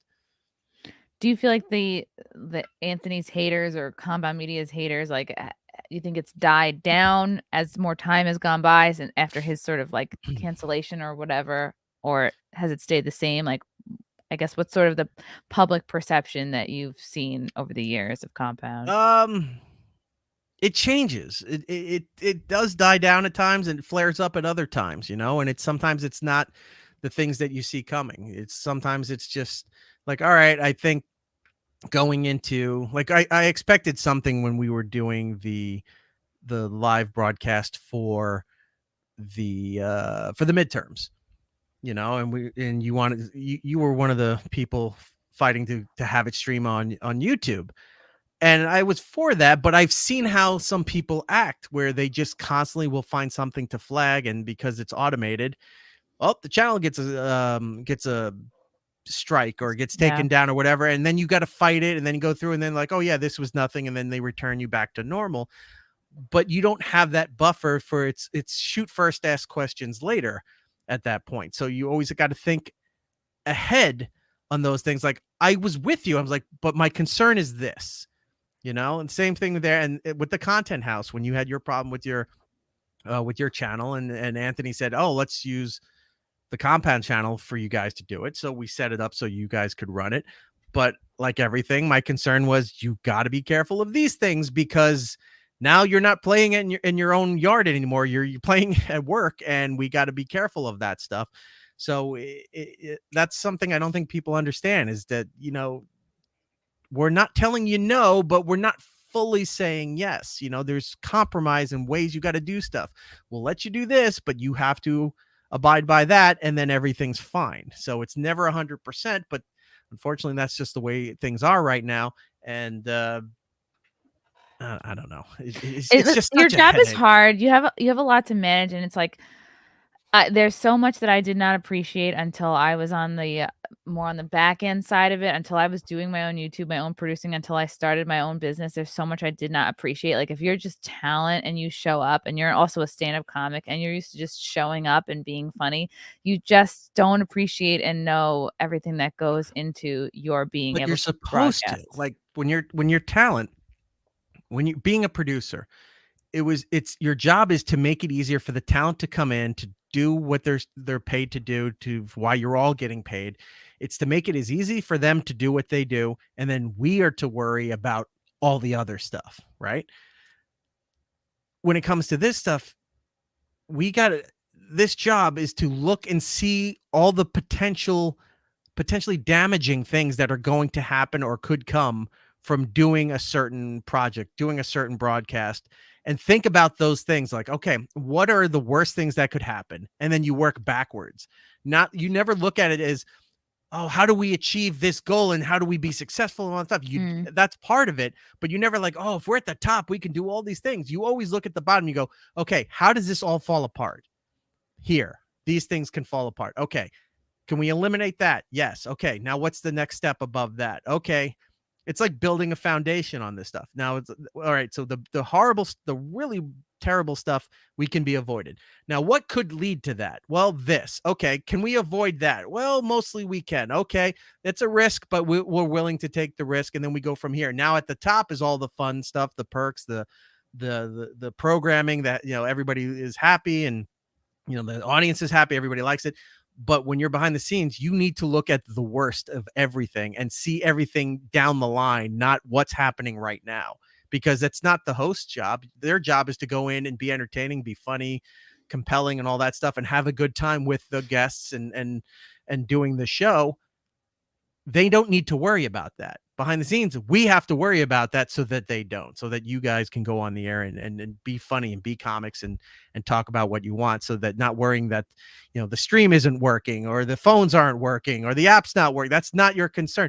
There was a time during the broadcast where I know something happened with YouTube and it shit the bed and you caught on to it. And I'm giving you the dead eyes, just like, stop. Don't tell them that it's off. Let them keep Oh, you mean going. the election? Yeah. The election coverage? Okay. You're yeah. like, oh, it's the, and I'm like waving you off. Let them do all that stuff, because then later it's all available on demand and they're not just bitching about the stream being out and everything later on where it doesn't matter. So that's another part of my job, is where if something's going wrong, you don't tell the hosts, you let them keep doing their thing, because when it goes out on demand, the show's perfectly fine and everybody's happy with the content. So that's the stuff that I got to worry about. It feels like a lot of what you do has to be like risk management, which might be something that it seems like more like you have to maintain where things are at, and maybe more concern on that than almost like risks, which can lead to growth. It's almost like you can't do both. It's like you have to be like in maintenance mode and like keeping things safe, and then almost like that takes up all your headspace. Yep. Whereas like it's almost like you'd need another person or people to come in and be like, okay, and now we have to think about growth and how we can, just basically like put ourselves out there more. Yeah, we're a business. If we don't grow and we don't make money and we don't do all this stuff, then you don't get the shows that you like on this network, and we start whittling more shows away, and then eventually, then it's down to Anthony, and then the network is gone. You have to think ahead of like, well, what's going to generate money? How do we improve things? How do we make things better? And there's only so much we can do with the staff that we have. We're not a big outfit. We're not a big organization that has people who can tend to everything. But then when you have other stuff to do, it's like there's only so much you can do in a day. So sometimes things take a while, and then sometimes things are out of your hand because certain customer support is done through another company. It's not done through us. So it's not like we're there all the time seeing your texts and your tweets and your emails and stuff to fix everything the second that it pops up. There's third-party platforms, because sometimes all of a sudden, oh, we're not on Amazon right now. Oh, why? Oh, because they didn't see this agreement that we made here. You got to authorize that. So then now we're back on Amazon. Mm-hmm. Like, it's just a million different things that you're constantly juggling in order for you guys to walk in, sit down at the microphones and be silly. This is from Marshall. Specific obstacles to expanding Compound's audience. Nowadays, it's everything. advertisers are more finicky than ever. And I know that because I see the lists from the other company when I see they used to have a sheet, and they still have a sheet of shows that they don't want advertisers to advertise on. And we used to be on that sheet during the Opie and Anthony days. We would see that from CBS, and they would show us the list, and it's like, oh, these advertisers will not run ads on these shows. Or if they're advertising on a station, they're not allowed to run those ads during said programs. So, like all the blue chip stocks like McDonald's and Ford and Coca-Cola and Pepsi, you wouldn't get any of those on Opie and Anthony or Howard, or we always got this weird shit all the time that would spend a lot of money, but it was never anything that was like massively well known as the Like commercials dick you would pills. see. Yeah. That's all the dick pills that you see during the NFL Sunday, all those Blue Chew ads that you see running throughout all the live. That would be great if they had to do that during all those TV breaks. If all those NFL announcers had to do fucking Blue Chew reads or Fleshlight or whatever the other shit is, all that fun stuff. So advertisers are a big hurdle. Tech is always a massive problem because I said earlier, they change their operating systems all the time, or they change the agreement and we got to redo another agreement. Like Apple, we have to renew our agreement like 3 or 4 times a year with Apple Wow. because that's just how they work. It's so annoying because all of a sudden I'll get a notice. This has to be authorized. We need your tax ID. We need to sign off on this. It's like, or else they're pulling you from the App Store Jesus. by Monday. It's like, this is 4 days. You gave me 4 days notice to get all this shit done. Tech stuff is always a hurdle, but we've gotten a lot better with that with this company that we have now out of California that's been helping us that handles a lot of that stuff for us. And then it's also programming. I'm trying to find unique stuff, not just another comic coming in and doing a show, because there's a million podcasts like that. And some of them are good. A lot of them are not. And I just don't want to throw anything on the air just because it's something to throw on the air, or if it's I'm looking for something new and unique. And then there's also the money aspect too. You can only companies like us and Gas and any other companies that are of the level of what we all do for programming, there's only so much money you can offer shows to do these things, because then maybe they take off and all of a sudden Patreon's paying them really well. They don't need networks like us anymore. So that's another thing that's hard to grow with this network, is finding the right programming that the audience will like, that makes sense for what we're doing, and that doesn't have the potential that, they're doing this thing on the side and they're just going to walk off in a couple of months because now they hit 30,000 on Patreon and they're making a killing every month, so they don't need places like this anymore. So there's a lot of different factors as to what you got to figure out for growth with this network. And they've got to bring in new audience and new followers, new subscribers. You have to balance too about catering to the audience that you have, but you can't just bring in stuff that the audience that you have already likes. You need to figure out a way to bring new people in to grow the business on that. So when we brought in 21 Gun, which is 21 Gun HD, it's a military show. It's 3 veterans that host a program once a week, every Fridays on Compound. They came off a television network. There was a Vet TV. It was a satellite TV network. And that network, I guess, funding or whatever, did some restructuring. We brought them in, and they have a whole new audience that I see the emails and stuff from each week that have been finding.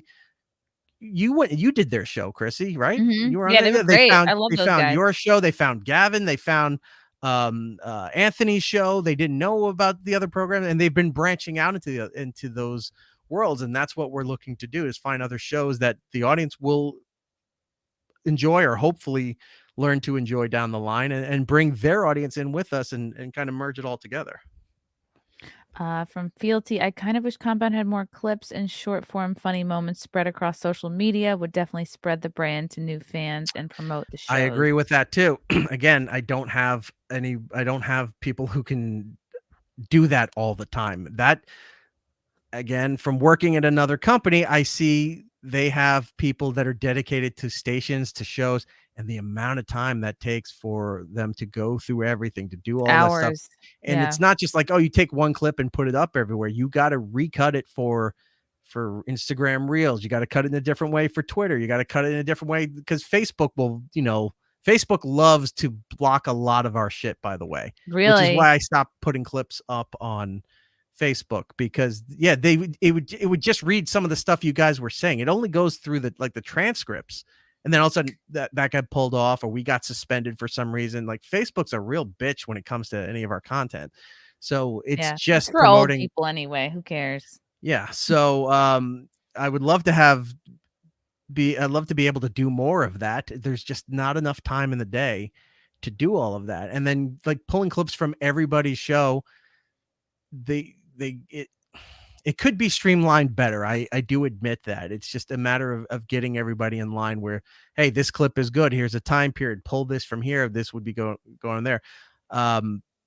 You're good with that with your stuff. You're pretty self-sufficient, and that's fine. And I don't mind if the hosts do it on their own if they're doing it, because it all eventually comes back to us anyway, and to what they're doing, which is the goal, is to the host programs, the host social media, and bringing it into Compound as well. I know Morning does it pretty well. They started to get their footing with TikTok. I think they're doing now, but they could fit on TikTok. Yeah, Joanne's doing a lot of their TikTok stuff and Reels and all that stuff. And like for the longest time, I would try to put in hot water stuff when Aaron was still around up on YouTube, and it was met with like disgust, or YouTube would flag some of this stuff because we have to blur some of the shit that they were putting on the screen all the time. So if they had a funny bit going on, you couldn't. Porn? Yeah. You'd have to blur half the stuff out because of what was being put on the screen. So it's like, this wasn't worth the headache putting that up on anymore. So yeah, I see Marshall saying, can the clipping be outsourced to third parties? Fans? There are certain fans we've allowed to do it, but other people we've had problems with where they get greedy and they get selfish with it, and then they start putting out 30-minute chunks, or they start their stuff blows up, and all of a sudden I'm starting to see ads on their thing, and it's like, that wasn't part of the agreement, and then you got to take all that stuff down. Like, you can't really trust the audience to do that. But I think for the next year, we're going to be looking for a social media person that can not only do all that and do all the script, do all the video cuts and stuff too. He said, sounds like you need to hire one social media video editor and poster. That's exactly. We'll see what next year's budget allows me to do. So yeah. JD Straight Shot, I prefer the new Opie to old Opie. Thoughts? I don't know what he does unless it's sent to us. He's blocked everybody, so I don't see any of his shit. I don't know what he's doing and his nonsense, unless it's sent to us directly. Like it goes to like, I find out about Opie stuff because they'll email it to us. Like, we get it through the general email, and then like Luby sends it out to whatever show, and we'll see this clip, or people will tag us in social media posts, but we can't see his account, so they'll screenshot it or whatever. And we find it out second or third hand what he does. And most of the time it's just like, who cares? Like, it's weird lately from what I've been seeing. This is not like it's consuming him. Like, everything he's been doing, and seeing clips from Steel Toes morning show, and who are these podcasts. He's like, I don't care. I don't want to talk about them, whatever. And then it's a video clip of him talking about one of us or the show, whatever. And look, you must be so jealous. Let it go. We all did. Jim and Sam never talk about him. They rarely talk about us. Like, they just do their own thing. And, Anthony will mention once in a while, but we don't focus on that stuff anymore. It's just, what do you want us to do? What do you want us to do? I don't know what he wants to do. He doesn't want to talk to any of us, so we know that. But past that point, who knows? He's in a loop. Good luck to him. What was your feeling? We had a lot of change this year. We had Aaron leave. We had Pat leave. What were your feelings on all of that? Wasn't happy. I wasn't happy at all. I mean, I knew Aaron was leaving shortly before he actually left, and I tried, and I was like, "What can we do to work this out?" And it just didn't seem like it was anything that was going to be able to be worked out. It was his decision. I guess him and Gino were coming to a closure on, at least on his end, and he was going to go. And I tried. We tried to work something out, but he just didn't want to do it. So you can't keep somebody that doesn't want to be there. And Was the morning show your idea or his idea? The what? I know that was the idea of Aaron doing a morning show was in play at some point. That was his idea. That was not something we were planning on. Like, oh, we're going to spin off. I know he had mentioned it to us, but we didn't have the plans to, like, oh, he was going to do one show and Gino would do the other. He had mentioned to us, but again, this was all within that short time period of when we found out he was going to leave. So, like, I don't know why ask to do that and then not really want to do that. So that took off, and then Pat's was not a decision we wanted to make, but we had to make that decision, and that ultimately became Anthony's decision, that we can't have this kind of atmosphere, and the only reason Kevin Brennan's still around, I guess, is because he didn't work here. So Ann allows it, and he doesn't work at the company, so it was fine. So yeah, it sucked. You didn't want to lose that, and then we had to cut shows at the beginning of the year that weren't performing that well, so we eliminated a few of those. But we do want to find new programming when it makes sense. We're not just going to throw anything on just for the fact of throwing something on. Yeah. So we're going to have to make some decisions next year as far as what the model of Compound Media is going to be, the direction, what it's going to do, because everything's changing so fast. You've adapted to a lot of this stuff with YouTube, and like YouTube's now doing what Patreon was doing. They have their own subscription service, and you don't need anybody anymore. That's the thing. You don't need a network anymore if you don't have to be there.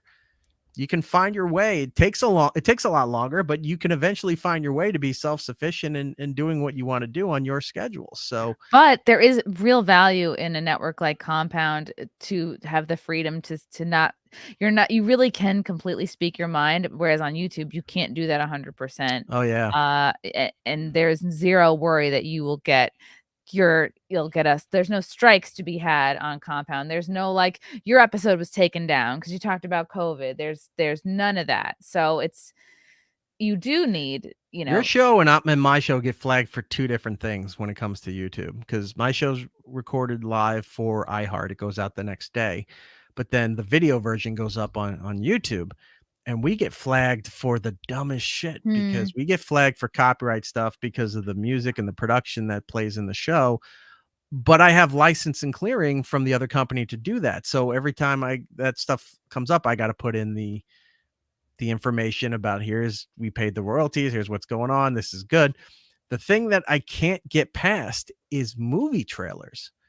Yeah, I had to just stop showing them. You have problems sometimes with just conversation, conversation gets you flagged. We'll be running a commercial that they put out for free on the internet to promote their movie, and we'll play it. We talk over it. We don't just run it solid. We start and stop it. We talk over it. We discuss the whole thing, and you got to label it like a reaction video or something. Yeah, you're altering the content. And most companies are okay, but then you get something like Warner Brothers, Warner Music Group, who just like, nope, you played something of ours, we are blocking your whole episode worldwide. What? Why? For 1 minute trailer promoting your movie that's coming out, which, by the way, they don't have any money to promote any of their fucking movies for the rest of the year. So be glad that somebody's doing it. And then we have to, so all right, now I got to cut it out. I got to cut out the whole trailer discussion on there, which is a free commercial, right, for them. We had to cut that out because they flag you for it. And they're like, we don't, we got your dispute, and we decided that our ruling stands, and the next step is you got to file a lawsuit, and I'm not paying money for that. So fuck them. I'll just cut the whole thing out of the show. I'll sometimes get notifications because I'll also stream to Facebook. It'll say like due to whatever copyright strike or whatever it is. It's like this content is not going to be shown in whatever countries. Like I'll get notifications that they specifically cannot show my content through Facebook in certain countries. I'm like, wow. It's just, yeah, I've seen that too, where it's like, oh, you can partially monetize this, and then they never tell you the percentage of your monetization, like the money you make for your videos. They say, well, some of the money is going to go to the copyright owner for this clip that you played. Okay, but how much of it is going there? It's not that I agreed to 30% of whatever I'm making is going to go because I showed a 30-second movie clip or a television promo or something like that. So now it gets to the point where you're right with YouTube. You got to sanitize all your stuff. You don't show anything good anymore because it's just like, I want to make as much money as possible on this platform because this is now my livelihood. that 3-second thing can take 90%. Yeah, from filthy. And also just today, like 90%. Yeah. Wow. We'll be on the show like, oh, what the Simpsons quote. And it's like Drew will find it. They'll play it. We'll just watch the Simpsons for like 20 seconds. And there's something like so gratifying and fun about that. And it's a great feeling knowing like, oh, we're not going to get struck for that. Yeah, I saw you watching Joey Jojo Shabadoo today. That was funny. I was laughing. Joey Jojo. Yeah. I don't know. My brain is like, has autistic memory for the Simpsons. I don't Let know me why. ask you, you came to this network. You came to Compound just as a performer. You were doing bit pieces and impersonations and stuff on In Hot Water, and then we eventually moved you up to your own show, and that was new for you too, figuring out how to do that kind of show. And that show that you do for us is way different than what you're doing now outside of the network. Your other shows that you do, maybe your Simpcast is similar to it, but your other shows that you do and your morning thing, way different than how you do your show at Compound here. How did you feel? What was your process going from a person who was doing comedy and bit pieces and sketches and things like that to now you're a talk host, not just for us, but on here, you're doing talk shows on the regular now. How did you figure out your way into doing all of this? It was like, yeah, Compound was great. And I was like, that it just made me feel like, okay, it's possible to do this. And it was like a window of kind of like hope. And then I knew, okay, I have to branch out. I need to do something else. I need to do like one other show. And most comics, they do a 1 day a week podcast where they simply just interview other comedians. And for the longest time, I was talking myself out of starting another podcast because I was like, the world doesn't need another one of these shows. It's kind of the idea I had in my head was like pretty unremarkable because many comedians podcasts are pretty unremarkable. They quit doing them after 6 months or a year. It's all the same, 25 comics interviewing each other. It's just boring and kind of like too much inside baseball. So it was during the pandemic. I was doing that once a week model. I remember Gino was my first guest, and then the pandemic hit. So it was May of 2020. And just through talking to Frank about like what I want and goals, we were just sort of like, hey, what if I did 4 times a week? Like, could I handle that? And we sort of set that goal, and I've pretty much maintained it for the last couple of years now. And then when I lost my day job last December, I got fired because I wouldn't take the vaccine. That like opened up so much more time for me because I was limited to just like nights and weekends. But then with my job gone, I was like, all right, now I have no excuse not to do a morning show most days and then add in more interviews. So then it became like, I kind of wake up every morning. I'm like, look, you could be back at another shitty day job like that. So what are you going to do today to keep yourself from having to go back there? And it feels like sometimes you're swimming upstream, but I know what the alternative is. So and it was out of necessity. Yeah. That's what motivates me to like just work as hard as I can. And I still feel like I could be working harder. Like, it's so nice to see compliments from people like, oh, you're the hardest working. You're not terrible. Oh, thanks. I'm like, I appreciate that. And I always feel like I could be more well-read. I always wish I had more time for reading and learning. And there's still so many people I want to have on What were you all the using to shows. model? What were you learning from because everybody, when they start off with radio, I don't know if it applies to podcasting now, but with radio, they used to imitate somebody they'd listen to or programs that they were fond of to do what they do. And like, all right, I know how to do sort of what they do. How do I make it mine? How do I find my voice, my style? Or what did you follow, or what were you watching or listening to in order to Inspiration make this wise, path? if anything, maybe Joe Rogan.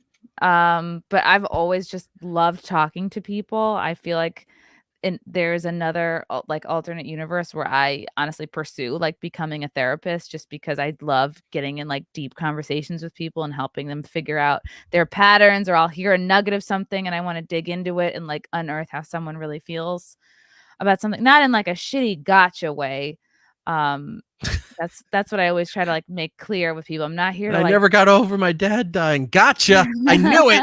I knew that's why you were like, fucked up. but there are some, people and interviewers and shows where like they have someone on specifically to trigger them or make them angry or stir some gossip or bullshit. Like I do talk about gossip, like we touch on things that everyone is talking about, but I really try not to have someone on to make them look bad.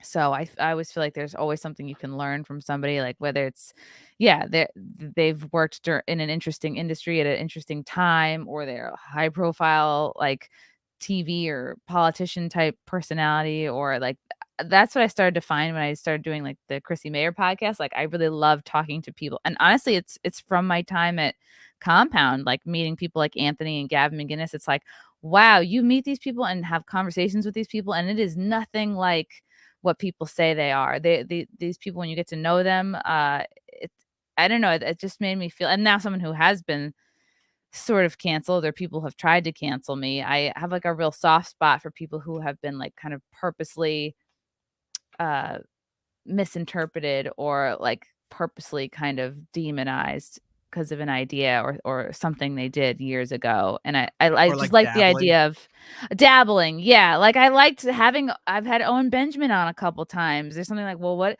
everyone says, oh, this person's dangerous, don't talk to them. Well, hear what they have to say. Like what's the big deal? And I like letting people kind of speak for themselves, so that whatever's Googleable about them on the internet is not what tells the story of them. Right. Well, all right. That's good that you still are looking to whatever. This is something that always drove me nuts. Like there's people who pretend that, oh, I don't listen to that show, or I don't know who these other people are. Look, there's a reason why the mafia, governments, and everything, information is power. You pay to know things that are going on. Pretending you don't know anything just makes you look dumb and makes you sound dumb. Well, I don't know these shows. I don't know what they're about. No, you should know. You don't have to know everything that they talk about, but it's like, oh yeah, I know of them. I never play that card when people bring up nonsense, bullshit, petty radio podcast fights or whatever. When sometimes I don't know, I'm like, tell me, please. I don't know. I'll say, tell me about that, so I know what it is. Other times, like, yeah, I know of them, but why am I gonna talk about them? It doesn't benefit me, or it may benefit them, but if it doesn't benefit me, why would I do that? Um, Finding people, finding shows, listening to other people, seeing how they do things is not a bad thing.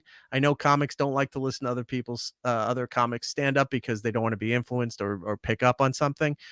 But for doing talk, for doing TV, for doing radio, watch everything, listen to everything, see what they're doing. Sometimes there might be something, a little nuance, or a way that they handle something, or a way that they make a transition. You go, that's interesting. I didn't see that before, but I see that now. How can I do that? How can I make that mine? How can I change that enough so it benefits me? Or what can I figure out next that they did? Always watch and listen to other things. You don't have to rip them off, but you can learn from the way everybody does stuff differently. And sometimes people have ways of doing things better than the way that you're doing it. So you go, all right, you take notes. Like, I like this, I like that, I like these things there. I'm going to try to mentally apply that and make that part of my show so that I can make myself sound better, or perform better, or structure my program better. And that's great to do. I'm glad that you said that there's other shows that you listen to and figure that stuff out, because I hate when people say, I don't listen to those people, I have no idea who they are. Well, Mhm. all right, well, now I'm telling you about them. You should go and check them out. Maybe you'll find something. And Yeah. I always just found that so dumb when you try to pretend that somebody doesn't exist. Oh, You like, you're don't have so busy and cool and important that, like, we don't a lot of us have the same algorithm and feeds in our social media. It's like, most of us Yeah. know, the same people. Yeah. Somebody's show talked to me about Brendan Schaub, right? I know of him. I know he's a comic. I know he's been on Rogan, and I know he has some podcasts. But past that point, I don't know a lot about the guy. I know he kind of did MMA, and I'd see on TMZ that him and Dana White would have not very flattering remarks to make about the guy. But I don't know all this little inside outside stuff. But you do, like you said, on YouTube, it'll start showing up on your algorithms if you're following other people or watching other videos. All of a sudden, you start seeing his stuff come up here. So when people bring him up, I know of him. I know he Mhm. does a show. I don't know much past that. I just learned that he was suing somebody over a copyright takedown, and it Yeah. wasn't just. I thought it was just like, oh, he's taking the guy down, like Stuttering John did. The copyright strikes, and he goes, no, he got served papers, and there was an actual lawsuit going on. Now that I didn't know, and since that point, I've been looking online and I guess reading up, if you want to call it that, trying to figure it out. And I still don't understand what this lawsuit is, other than it's It a was this petty. guy who very petty, and it was someone I am totally forgetting his name, but he would Yeah, he he's picked the, science, and he would but he's not that name anymore. was I trying to do, like, yeah. transformative content. Like, he was kind of messy. Like, he would get very drunk or on drugs on his stream and sometimes pass out, sometimes fall asleep in the middle of Yeah, but shows. that's not even like But the he was problem. claiming that it It was was transformative, but sometimes he would I guess more it's like Schaub just really didn't like this guy and I think wanted to That's what I'm take it talking about. down. Like, it just seemed like some real kind of petty vengeance thing. From I didn't know about the lawsuit until recently, and now I've been kind of looking it up, and I go, oh, okay, this is kind of it's not even a douchebag move. Like, this is a really pathetic move to like, oh, I've Just got take this more guy out. money, or I think I've got more influence. I'm going to take out these little guys because they're commenting on my material, and I don't like what they're saying. Um, but I didn't know really about the guy till that point, and I don't care about admitting. I don't understand when people don't admit that they don't know of other shows.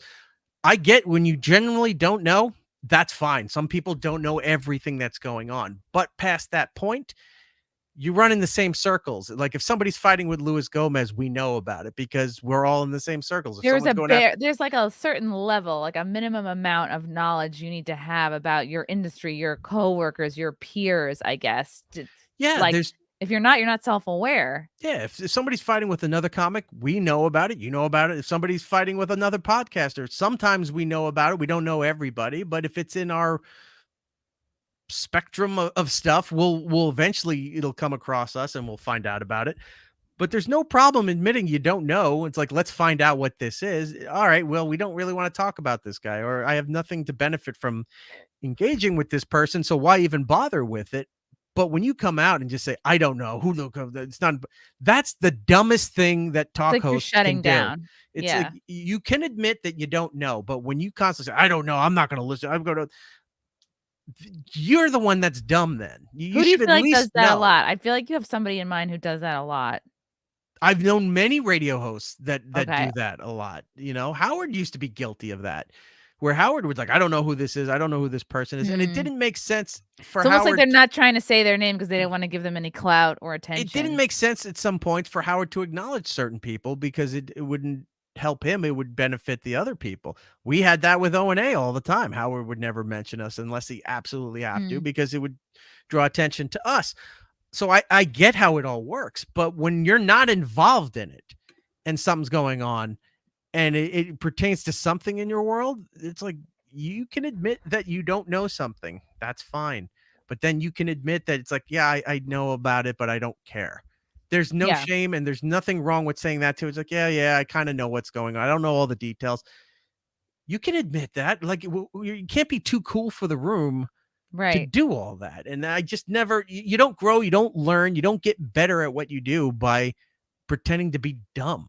Yeah, You you can have to say be. dumb things, and that's funny. I Mhm. say stupid shit all the time, but past that point, it's like if I don't know something, all right, the bit is I don't know about it. Let's find out about it. And now I know going down the road, I know all about whatever it was I didn't know about before. But Yeah. anyway, back to what I was saying about you is from where you were learning and how you were doing all this stuff. It's good that you're looking at other outlets and other people who are more successful and doing this longer, maybe not better, Oh, but longer and more experience always. for that to see like, wow, I like how I look at their studios now. I'm like, what's in the Mhm. background? What's over there? What's that lighting or what's this thing that's Yep. projecting over there? And then you go and look that up and then you start adding it to your studio and figuring all that stuff out. Yeah, You asking always people, "What kind of learn. lights do you use? What kind of mic do you use?" Like, Somebody figures out yeah. something that you didn't, and there's no shame in looking at what they did and like, all right, how do I take that and make that mine?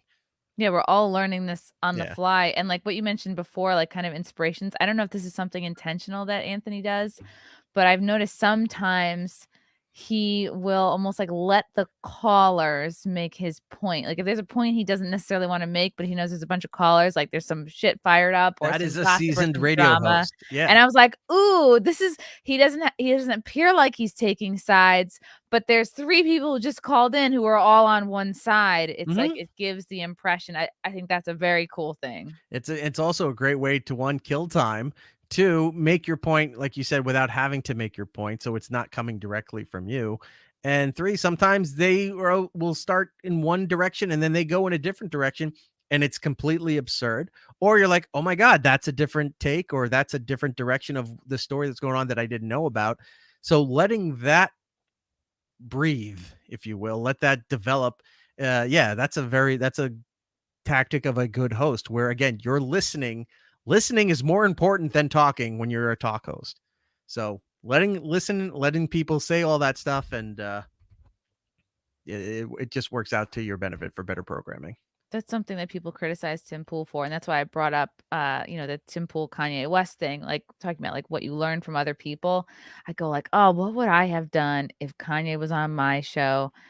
I would have been like, "Oh, I don't want him to leave." It's almost like you have to tiptoe around him ish, handle him ish, because you want him to stay on as long as possible. He's a little temperamental. At the same time, you don't wanna, like, deal with someone with kid gloves and never challenge them. So it's a really tricky situation, and God, I like, what a just saw that clip gigantic today. yeah. um the I still don't understand why he walked out. He had established early on, I guess, if Tim was not going to agree that, like, essentially, like, the Jews were not synonymous with the media, which was synonymous with Oh, Hollywood, he which didn't was, specifically say the exact kind of. I think people terminology that are Kanye wanted to say he was I going to. think so. I think All right, Kanye was being that a doesn't come little bit across like in the clip. Like it looks ridiculous that it does. Kanye says I'm You trying to gotta remember. watch the It's a first really, short like, clip. 27 minutes of Yeah, the short the clip is Kanye yeah, saying something, and then Tim's, I guess, says responding to it, and he right. doesn't say the Jews. He says, It looks like he says one thing and Kanye walks off from that one short clip "Yeah, that's that's going what I around. was trying to figure out." I'm like, "This It is makes just his." Kanye look so bad, but if you But watch maybe that that's the first intent because 27 Kanye is crazy. I've seen him on other shows like The Breakfast Club with Charlemagne and back in the day, and that podcast that he got in trouble for initially, the Drink Champs or Drunk Champs or whatever that was. He's crazy. He's like what Tyson used to be. he's like a genius also. Self-proclaimed. Self See, screwed up the word. He's I a said musical proclaimed. genius for sure. Self-proclaimed. He Yes. wouldn't be where he is if he Right. weren't Wearing extremely grandma talented. sweaters and moon boots. And yeah, Kanye, we ran into him once back in 08 in 2005. We were down in DC in the hotel that they put us in we were doing our show all week from the XM compound down there. And the hotel they put us in was the same hotel that Kanye and his tour staff were staying at. So we got out. It was like 3:30 in the morning. We're waiting in front of the hotel for the vans to pick us up. And there's just this giant Kanye tour bus. And I didn't know who he was at the time. In 2005, I had no idea who the fuck Kanye West was. And he was out there with his crew. I guess they were getting ready to leave to go somewhere, or they just got to the hotel. I don't know what happened, but he was there. And then years down the line, we're like, oh yeah, that was the guy that was outside the hotel. We had no idea who the fuck he was. But that That's was a cool. great story that went nowhere. No, it's cool though. I haven't bumped into that many celebrities.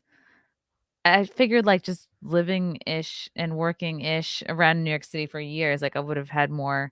But really it's like I think I saw I don't know. God, who's that guy? Like an opera singer? No, Josh Groban, I think was like across the street from me once, like maybe in Josh 2007 or Groban's something. an opera singer. Whatever. That's how I categorize him. All right. And God, really not much. The most like honestly famous people are people I've sort of become friends-ish with, like Anthony and Ann Coulter, and it's like it's pretty crazy. Yeah. Uh, it's weird. There's still times where I'll run into celebrities at the other place or when we were at Serious Stuff, and you're just like, oh, that's kind of cool. They're there, and or sometimes you're like, oh, that's whatever. I don't care about what they do or what that person is. Then once in a while, there's somebody that pops up, and you're like, oh my god, I can't believe after all those years of being around celebrities and really famous people, you'd think you'd be used to it, and you kind of are until that one person comes around or that one group is in town or that athlete, and you see everybody always has those moments where like if they're a diehard football fan and somebody came in and they usually don't care about any of the celebrities that are there and they're freaking out over this one athlete that's there or freaking out because of this artist is there or actor. um yeah, it's always weird. It's very hit or miss because I've seen people around Manhattan that you're like, oh yeah, that's such and such as you're walking down, Fifth Avenue, or if you're down in the Village or something. And then you're like, oh, that's no big deal. And then like I remember one time we were doing something out of there used to be a place called Comics down on 14th Street. Yes, The that is like club. where I had one of my first shows there. I remember it on 14th. And we used to do Ron Bennington's Unmasked program down there live in front of an audience. And one time we came out, I think, I don't remember if it was like Louis C.K. or if it was Bob Newhart. It was one of those big names. We finished that. We were walking down to 14th, and Ron points out there's Paul McCartney, right? So we all go look, and I'm like, oh my God, it's Paul McCartney. He's just crossing the street. Eastside Dave goes running and screaming, Paul, I love you. And like Paul's looking back, like you think Paul's gonna run away because Dave's trying to get over there, but there's cars, and Dave's just screaming at the top of his lungs, hi Paul, I love you, Paul. You don't see that much in New York. That's an LA kind of thing where people go crazy, but to see Paul McCartney just crossing the street, like, that guy is like he's like on such a level, like I don't even know the level. It's just an unfathomable level of celebrity, of fame. Just to see him doing something normal, like walking across the street, like, oh my God, there he is. You don't know what to do at that point. I just remembered as you were telling that story that I did bump into Dee Snider at Sirius, and I was like this moment of like, oh my God, at first you're like, this is a really famous person. Who is it? Oh my God, it's Dee. I think I said like, oh hey Dee, and he turned around and he must have confused me for somebody else because he like looked and talked to me like like I was someone who knew him or like that he recognized me, and it was the weirdest thing. He was just like he was overly friendly, but not in a flirty way, but just like, "Oh, hey, what's up?" Like, I was like, it was the weirdest moment because I'm like, he must think I'm someone else because it was like this recognition that like what wasn't earned. Or he's just So, been through been that nice, mill yeah. so many times. It's just it's a natural reaction to say, hey, what's going on? How are you? Like you make the Yeah. person, and that's great if you're famous, if you're a celebrity. That is part of your job, is that you try to be, or you should be trying to be as nice as you can to the people that like what you do and support what you do. So if you come off sounding like an asshole, the internet knows, TMZ knows, everybody knows, and then that doesn't Mhm. affect doesn't help your career anymore. Like you can't, those days of finding out like the old celebrities, like the golden age of Hollywood, like the 20s through the 50s, and you'd find out what assholes a lot of these major movie stars were, or they Yep. were closeted homosexuals or all this other stuff that were afraid of being persecuted and losing their careers. But nowadays, like, it doesn't matter.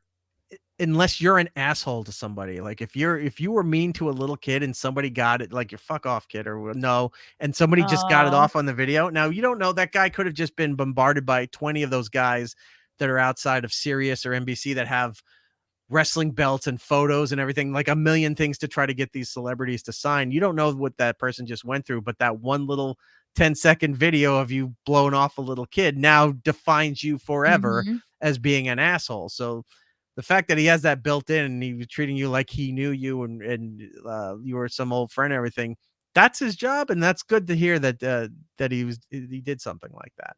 Yeah, that's good. But and in this day and age, how many people are recognizing Dee Snider anymore?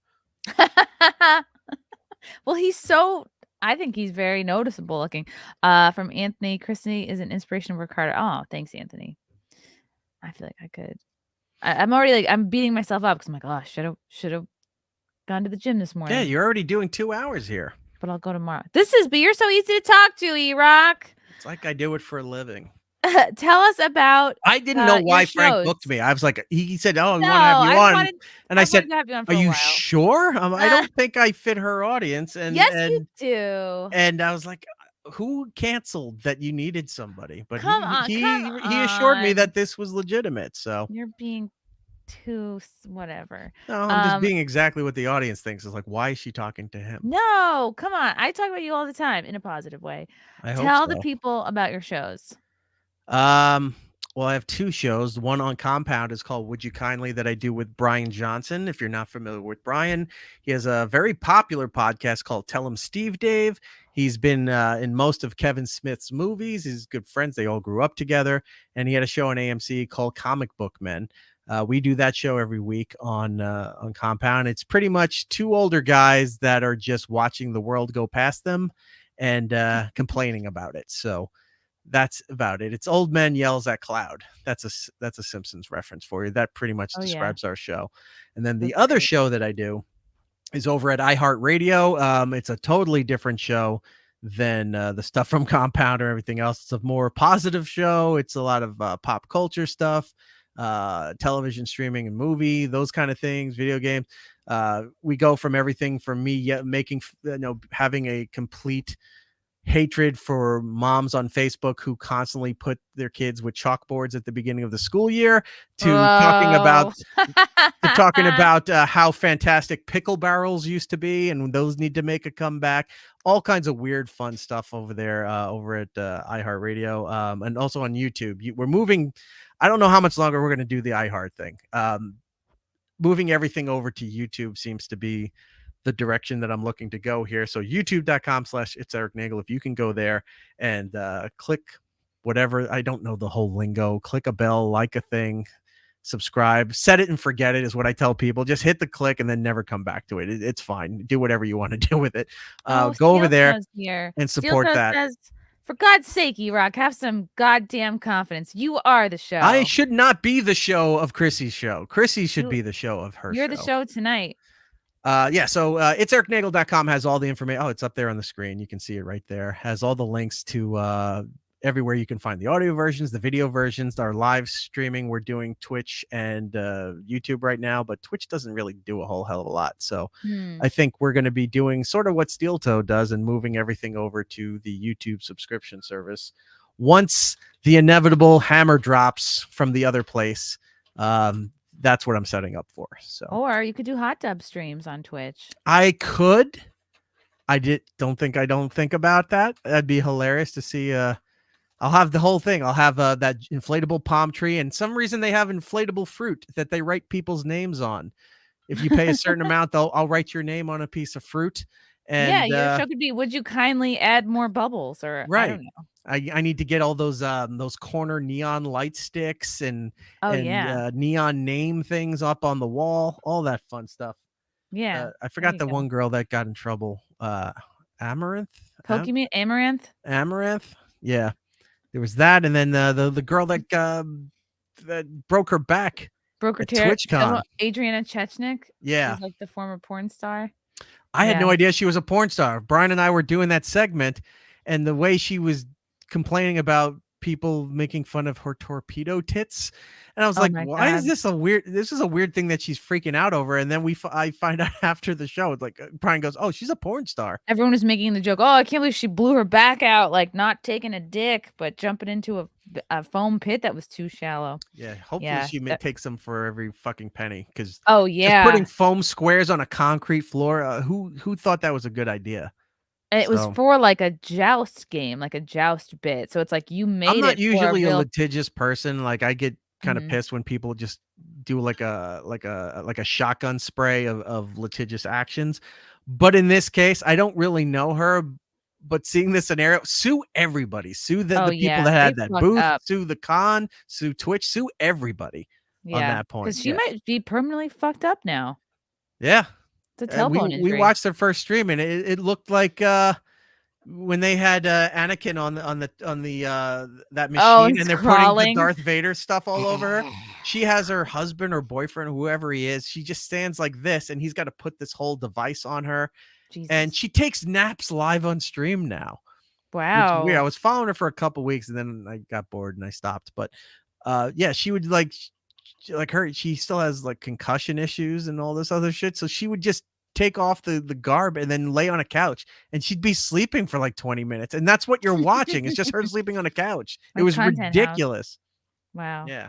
Papa Towns for 10. Frank. That's gonna be me later. Fist pumps. This Front Porch Conservative, Erock, I have heard your name for a while related to Compound Media. This is my first time hearing from the man himself. You are a cool dude.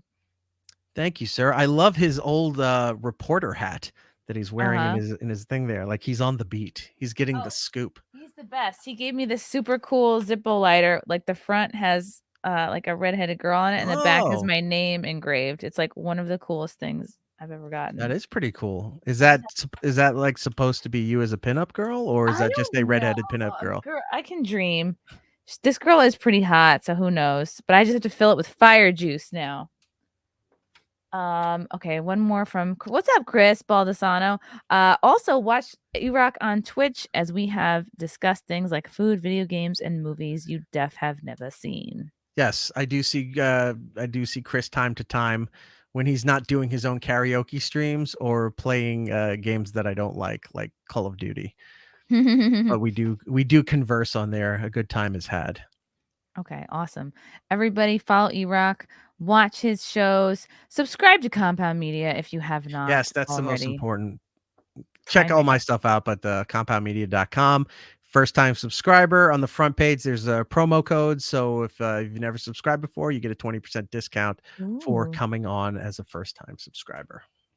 Awesome. Erock, thank you so much for coming on. Lovely chatting with you as always. We will have to do this again sooner rather than later. Yes, you have my co-host on your Simpcast all the time, Zia. Oh, Zia. Yeah, she's a blast. Yes, she's a lot of fun. I'm glad glad more people have picked up on her. She's been with my show for 3 years, 4 years, something like that. And then she got onto Chip's show. That was great. And that helped. And then she's I guess she's sort of a regular now on Luis Gomez's show. Oh, okay. The Real Ass Podcast. That's great. So she's making the rounds. She's getting more and more notice. So that's good. I'm glad to see. And then I started seeing her at Compound for Wet Spot, but she's now on your Simpcast now a lot. Yeah, she's great. She has a lot of skills. Like you really can put her anywhere. She's a great personality. She has no some would say self-respect, but that's not what I'm saying. She has no barrier. It's ego, I don't think. She's no shame in her stories. Like if you touch on any of her growing up in Hawaii stuff, it is just it's nonsense, the childhood that she had. Yeah. But yeah, she's great for telling stories, and she's very personable. So good that you have her on your programs. She's good people. Thank you to the chat for all your questions and comments. Thanks for not totally hating me. I appreciate No, that. see, of course, I knew they would love you, and they did. We will do this again later. See you guys on Compound Media, and we'll see you next time.